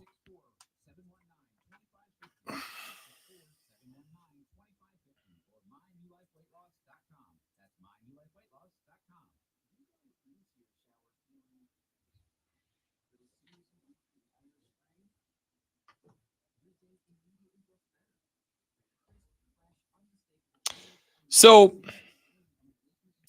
this is like a big thing for there's a song about a guy singing like an R&B song about being in his 30s and just wanting to be at home now. And I will acknowledge there are far more frequently times now where I'm like, God, I really kind of want to just go home. But I also haven't reached hate going out age. I still like going places and doing things and being around people. We went to the Jazz Fest Saturday and we were like in it for like 30 minutes. And Courtney was like, I just don't like being around people that much anymore. Have you got your AARP in the mail yet? No, I have not. Not yet. It might be waiting for you on your birthday. I think 40 is when I started getting it. So, and you'll make fun of it till you realize, man, that discount could really go pretty far. What's the R in AARP? Retired? Yeah, never going to be able to join. Yeah, well, I mean, it's not really. It's just for old people. Yeah. I don't know what the A's stand for either. So, I mean, I was just guessing about the retired. Association of American Retired People or American Association of Retired Peoples. I think. That's what that works. It's one of those two. Oh, look at that. Kind of did it at the last second.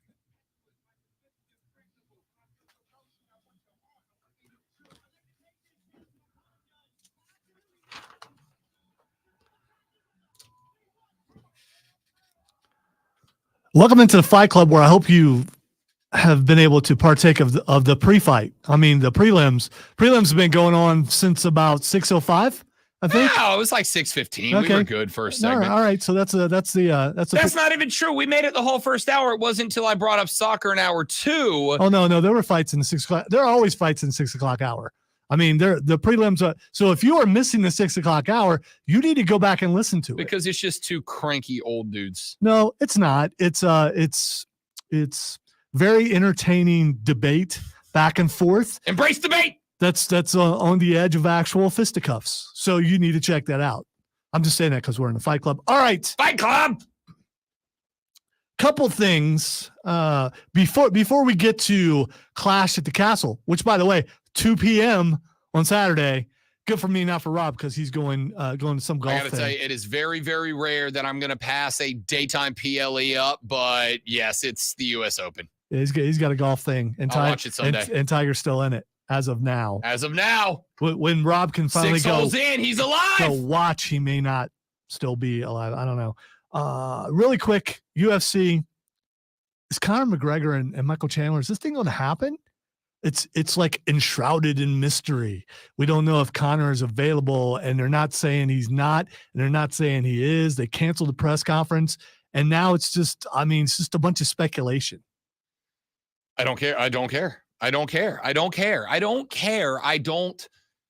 if you were curious about how I feel about it, I don't care. This is not to say that I don't Can you care. put your feelings aside? This is something you say Yes. to me all the time. You put your feelings aside Yes, I can. and just look at the fact Yes, that I can. this is a big name that some people are looking forward to Yes, coming I can. back. Here's the feelings aside.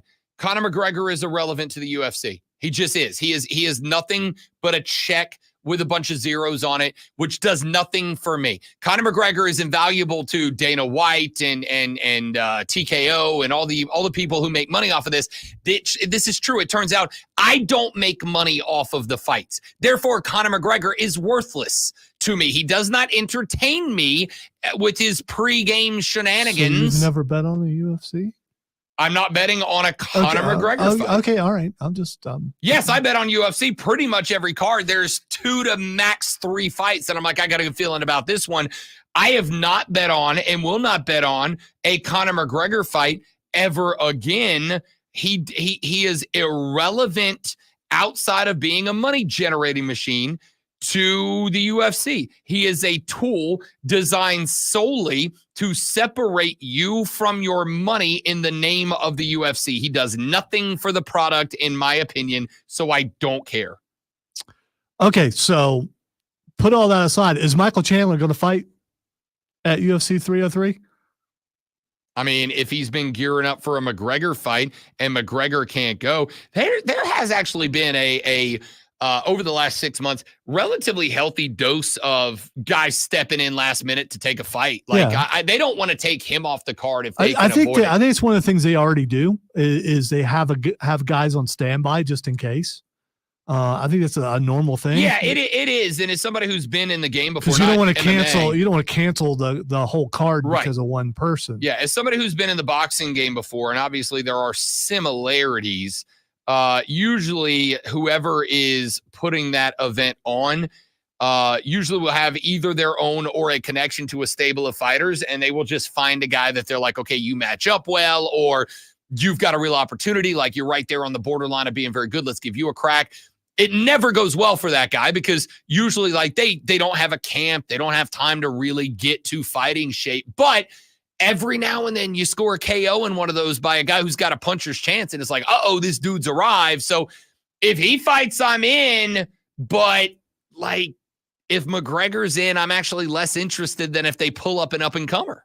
All right. As of now, there are only 5 matches at Clash of the Castle. They'll probably add some Friday night. There's speculation about some, but we'll just talk about the ones that we know are out there. Let us start with the women's tag team championship match. Bianca and Jade are the current champions going up against Alba Fire and Isla Dawn, Shayna Baszler and Zoe Stark for the tag team champions. So it is a triple threat for the tag team champions. It's a team, not a dream, but you know.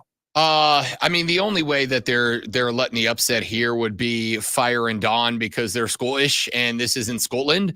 But there's no chance they're unstrapping Bianca and Jade. Jade has been like a feature of every show since she got the belt, and they're not going to stop that now. Bianca and Jade. Yeah, and Jade's not ready to wrestle singular. The more time, like they're as they go. Initially, when they started, it was Bianca wrestling 85% of the match, Jade coming in and cleaning up for the win.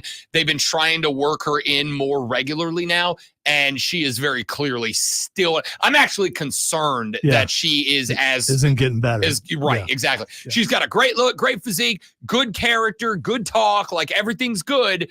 But when she tags into the match slows down dramatically. I'm actually getting a little worried about Jade Cargill. All right, I'm with you there. And WWE doesn't pander to a home crowd because if they did, then Drew would have won last time he was at a castle in his homeland. A castle. Yes, a castle. Generic I don't castle. remember the name of the castle, but it was an actual castle, I believe. All right, Sami Zayn versus Chad Gable for the Intercontinental Championship.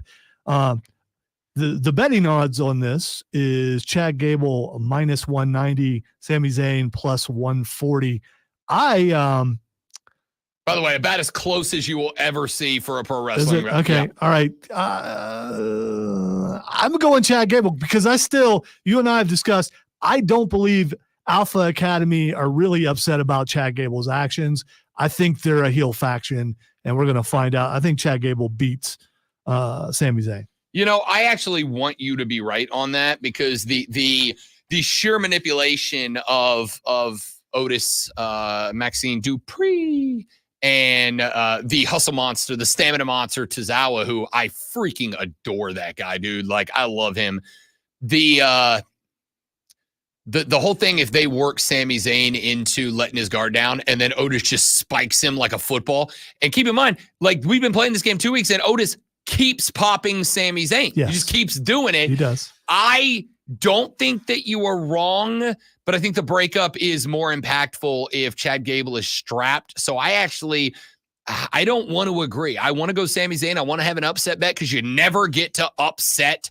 You never get to upset to bet an upset in wrestling and feel like it's a good bet. I really want to take Sami Zayn, but you've talked me over into believing that there's something else cooking in the background here. That last scene where Chad was like, "You're my boy," like after he looked real mad, and then he's like, "You stayed in character with the injury. That's amazing." Maxine's like, "I'm really hurt." He's like, "Great, you're still in character. Great." I was like, "What if she is? What if she is? Right? Mm-hmm. What if she is? What a cool story that'd be." So, I as much as I don't want to follow you on the upset, I will. Chad Gable minus 150 for the win. All right, Bailey versus Piper Niven. We know that although. Could be some interference. Don't let yourself get carried away. No, here. I'm not. But there's going to be interference for sure. Chelsea's going to interfere, but it probably is not going to help. Bailey minus 3,000. I don't need to tell you what Piper I Niven love that is. you went and found the betting odds, by the way. Well, It makes my whole day. It just happened to the site I went to had them, and I was like, yeah, I'm keeping that. So yeah, I mean, Bailey's going to win this. Yeah, it's another case of I'm really interested in this card because you do have a pretty healthy dose of Scottish wrestlers involved, Piper Niven being one. And that, like, where do you toss in all of this? Where do you toss the home crowd a bone? Where do you let one of their others? Where do you let one of their own go over? Even if it's, I think we know where, but we'll get to that. We will get to that. Even if it's just to put it on them to celebrate in the home crowd, and then you take it right back off of them on Monday Night Raw or Friday Night SmackDown. Where do you take the Scottish crowd a bone? But see, we thought they would do that with Zelina Vega, possibly when they were in Puerto Rico, and they didn't. I thought they might, but see, where did they toss them a bone there? In the Damian Priest match when they had Carlito and all the other Dominican wrestlers, or excuse me, Puerto Rican wrestlers come out. That was that bone. So it's not to say that tossing the Scotland crowd a bone is going to be with a Scottish wrestler winning a belt. But if there is somewhere that WWE wants to swerve you and toss a bone, Piper Niven is where it's at. All right, 2 more matches. Cody Rhodes versus AJ Styles in an I Quit match. Cody Rhodes minus 2,000. Yeah. Here's what I love the setup for this. It's going to be a good match, though. It's going to be a banger. Yeah. It's going to be an absolute banger. But sometimes there's just no reason for a result to be anything other than the obvious one that even in kayfabe, it kind of kills off this is going to be a great match. But like, I'm just not excited about it. Because you know what's happening. All right, the next match could be so much of a mess outside the ring.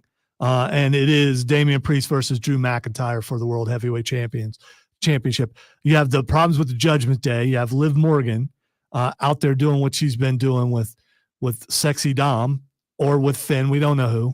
Or maybe there are some possibilities out there that this is that she's actually in cahoots with Damian Priest the entire time so he can truly have control over the Judgment Day and take Rhea out because there was that control fight before that was over.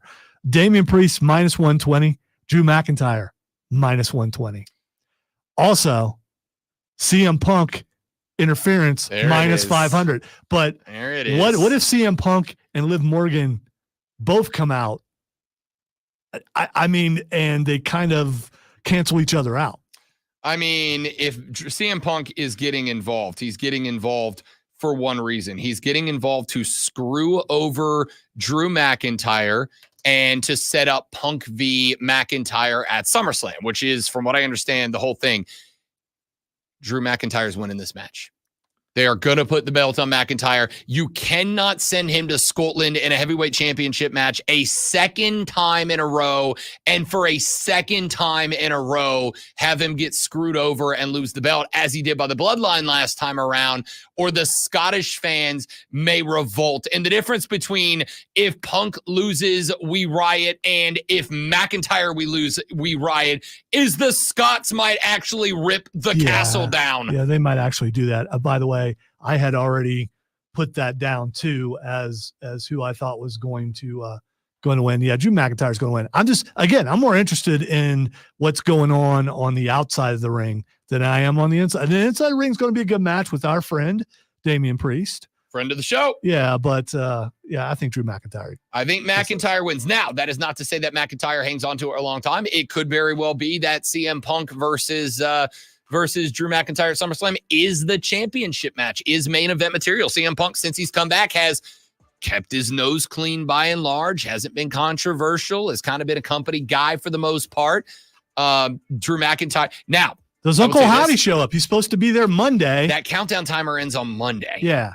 I don't think you can have him show up before that timer goes off. Unless there's a QR code and the countdown starts moving really fast. Could. And just because, hey, listen, Uncle Howdy showing up doesn't mean that the Wyatt Six doesn't show up and do something, right? True. All of that being said, I want Drew McIntyre to move further towards just unhinged psychopath. And him winning doesn't do that. Him winning and then having Punk do something about it does, though. McIntyre wins. Back after this to wrap up the show. It is the Rob Brown Show. It is the Fan Upstate.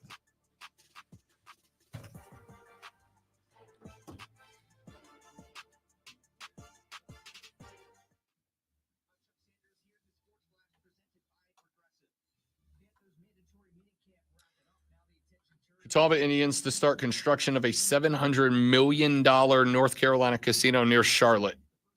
Yay! Still haven't been to a casino. That's a blast, dude. I mean, if you don't gamble, there's still plenty I to mean, do. I always wanted to try a slot machine. Yeah. I mean, they have literal penny slot machines. Yeah, I'm not interested in going to the blackjack table, even though I know how to play blackjack. Yeah. I just roulette, maybe. I mean, something small. Courtney played roulette. All right, let me tell you what happened real quick, and then I got to pee. Courtney played. You ain't got that much time. Okay, I'll tell you when I come back. Okay. I mean, you got to hurry. It's like a minute and a half. I told you.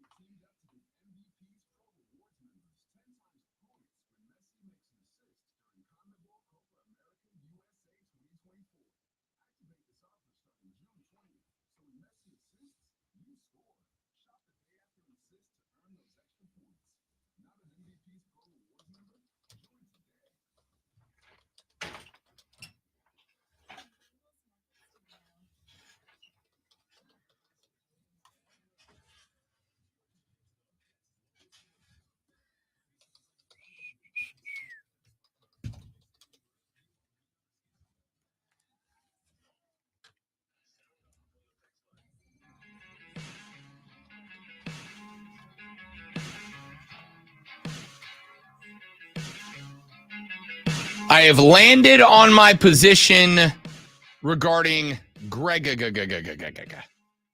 I am not going to apologize to Greggggggg. What I am going to say is that I will lay off of Greggggggg until we see what happens in the Copa America. That's where I've landed. Acceptable. I am not going to apologize because that game against Colombia was offensive. And if it truly was, as I acknowledge is very much a possibility, if that game truly was a matter of the players were not up and they did not execute, which I think as sports fans, we have to acknowledge sometimes your team just has a crap day. We all have crap days. I have had plenty of days where I kick the door on the way out of the studio because I go, Rob, you sucked today. Plenty of days, right? We all have crap days, and sometimes groups have crap days. So even if the team against Colombia had a crap day, it is still Greg's job to have them prepared and ready, and they looked unprepared in that contest. And yes, it's just a friendly, and no, it doesn't ultimately count for anything, but it still matters. It still matters. That being said, the team that played last night looked very ready, looked prepared. The game plan looked tight. It looked well manufactured. It looked well executed. So what I will say is I am not going to apologize for Greggggggg because Greg has had a lot of opportunities and there have been a lot of big spots where the Americans looked flat. I am tired of making out of the group stage and getting bumped in the next one, right? So I'm not going to apologize because I still think we are light years behind where we should be with the amount of talent that's on this roster. We should be in the golden era of U.S. soccer right now, and we're not. It feels like we are still very much in a prep phase right now. What are we going to do, Greg, in the Copa? What are we going to do against Uruguay in game 3? Will we be 2-0 against a pair of teams in Bolivia and Panama that we absolutely should outclass? All right? We should outclass both of those teams. We should win both of those games. Lonzo, you want a game where a draw is not acceptable to me? Bolivia. Panama, 2 games we should not draw. Those should be dubs. If we win those 2 and draw against Uruguay, I'm totally fine with that. Do I want 3-3 or 3-0? Yeah, of course I do. But 2-0-1 with a draw against Uruguay is perfectly fine to escape the group of Copa. I'm good with that. But at the same time, it feels like, and Joey B just hit exactly where I'm going right now, it feels like the biggest results for Greg are draws against top-notch teams, England, Brazil, etc. But it feels like all his biggest games, all the biggest moments are draws. I need elevation because at some point I'm going to enter that tired of being the bridesmaid, I want to be the bride era. And I feel like we are dangerously close to that.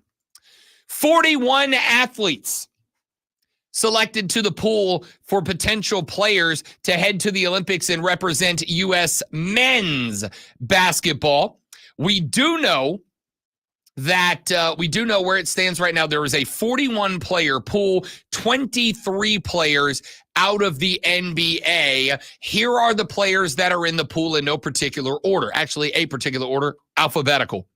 Bam Adebayo, Jared Allen, Paulo Banchero, Desmond Bane, Scotty Barnes, Devin Booker, Mikal Bridges, Jaylen Brown, Jalen Brunson, Jimmy Butler, Alex Caruso, Steph Curry, Anthony Davis, Kevin Durant, Anthony Edwards, Joel Embiid. Joel Embiid deciding to put his name in with Team USA. De'Aaron Fox, Paul George, Aaron Gordon, Tyrese Halliburton, James Harden, Josh Hart, Tyler Hero, Drew Holiday, Chet Holmgren, Brandon Ingram, Kyrie Irving, Jaren Jackson Jr., LeBron James, Cam Johnson, Walker Kessler, Kawhi Leonard, Dame Lillard, Donovan Mitchell, Chris Paul, Bobby Portis, Austin Reeves, Duncan Robinson, Jason Tatum, Derek White, and Trae Young. Who's got to be on this team? Give me two players that have got to be on this team. Great one. Of the list of 28 NBAers, give me 2 players that have got to be on this team. I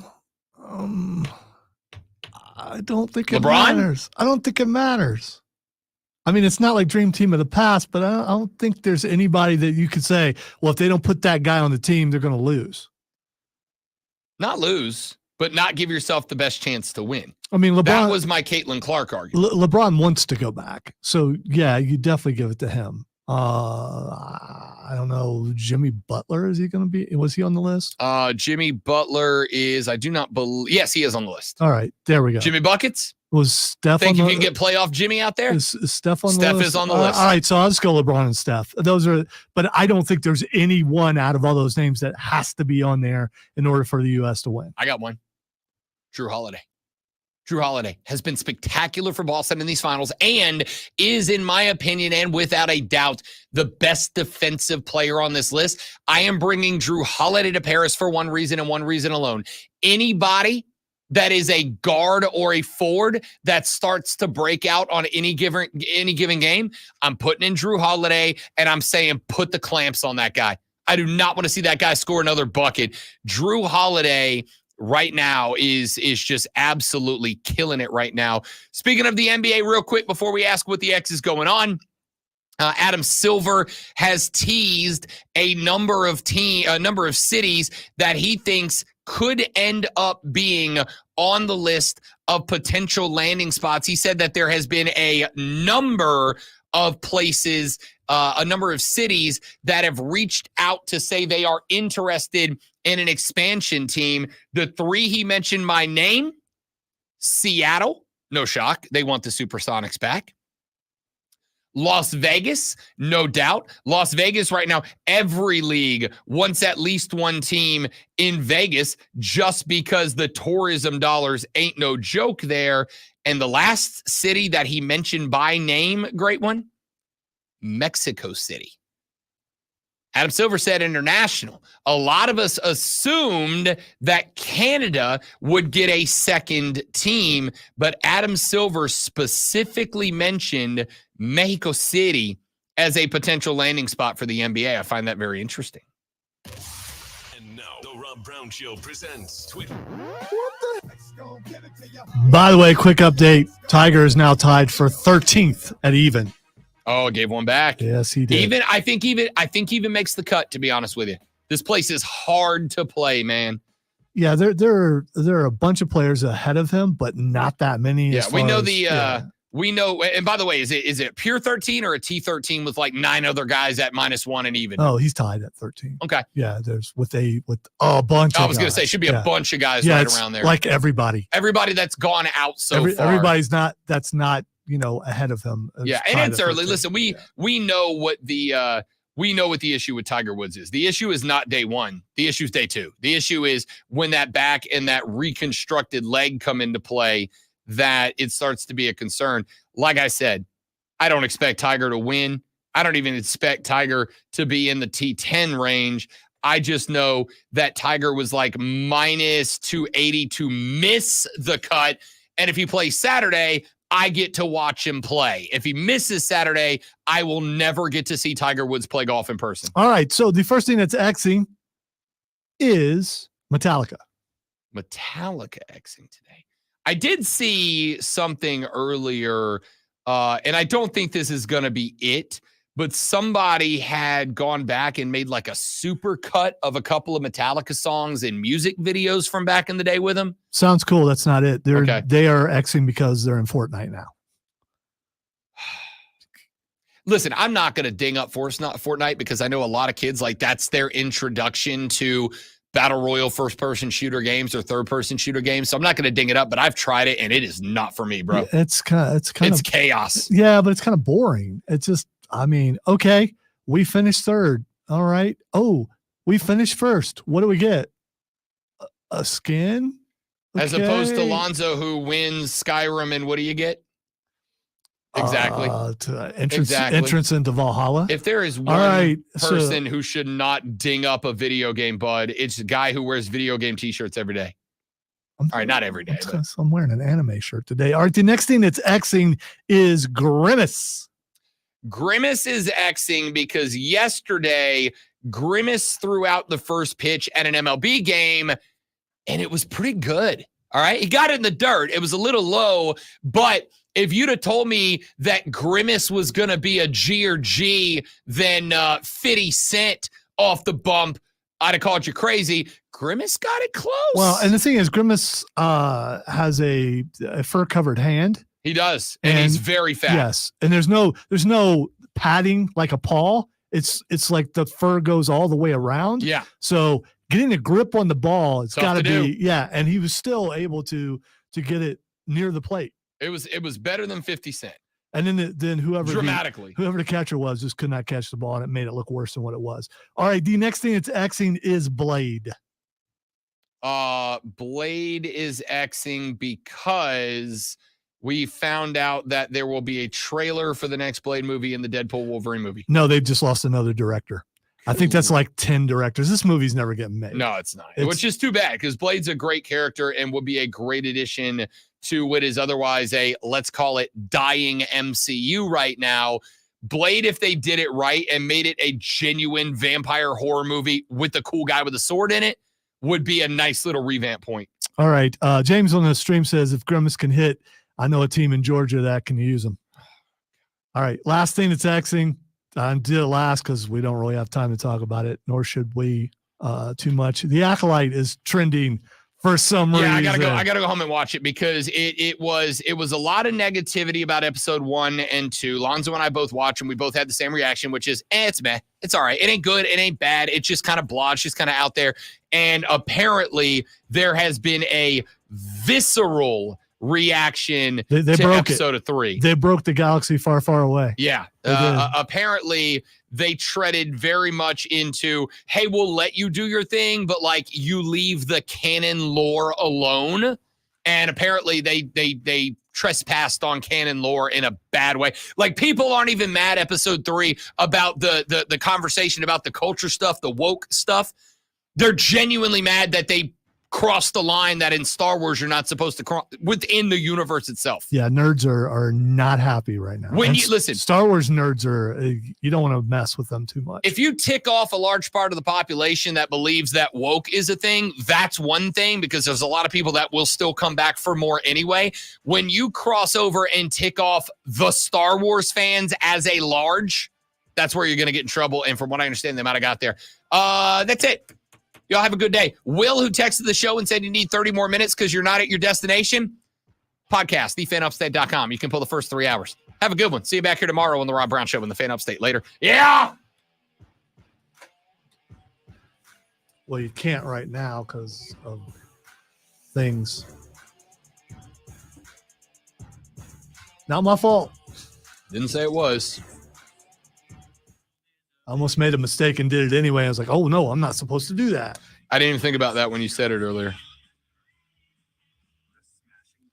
Yeah, because the thing I need to fix, I'm going to have, I'm going to have to fix it in there. So. Is the greatest. All right, my homies. Thank y'all for being here. And be the best players from Europe are all bigs. Wimby, Giannis, Luka, Joker. You need someone who can at least. That's it. There's really no, and that's an interesting point, Joey B. If you go look at the player pool, your big men are Adebayo. Let me pull up the list again. Who's your big men on this list? Adebayo. That's worth anything. Anthony Davis, I guess. Joel Embiid. Chet Holmgren, who is not a big lockdown defender, so he doesn't really do much for you. That's pretty much it. Yeah. I mean, I almost think if you're Joel Embiid, like you could have played for, who is it, Nigeria? And you could have been absolutely the guy on that team, but obviously you have no chance at winning. You play for the U.S., not only do you have a chance at winning, but you have a chance of winning, and you know you're a feature on this team because there's nobody else that can do what you do at that position. That's a great take. That's a great call. All right, that's it for us. I got to go do stuff and get ready because me and Joey B are playing some golf and then hitting road to Charlotte tomorrow. So I got to go get my life in order. All right, y'all have a good day. Thanks for being here. You're spectacular people. Tell your friends about us. Help us grow the show, et cetera, yada, yada, yada. Goodbye.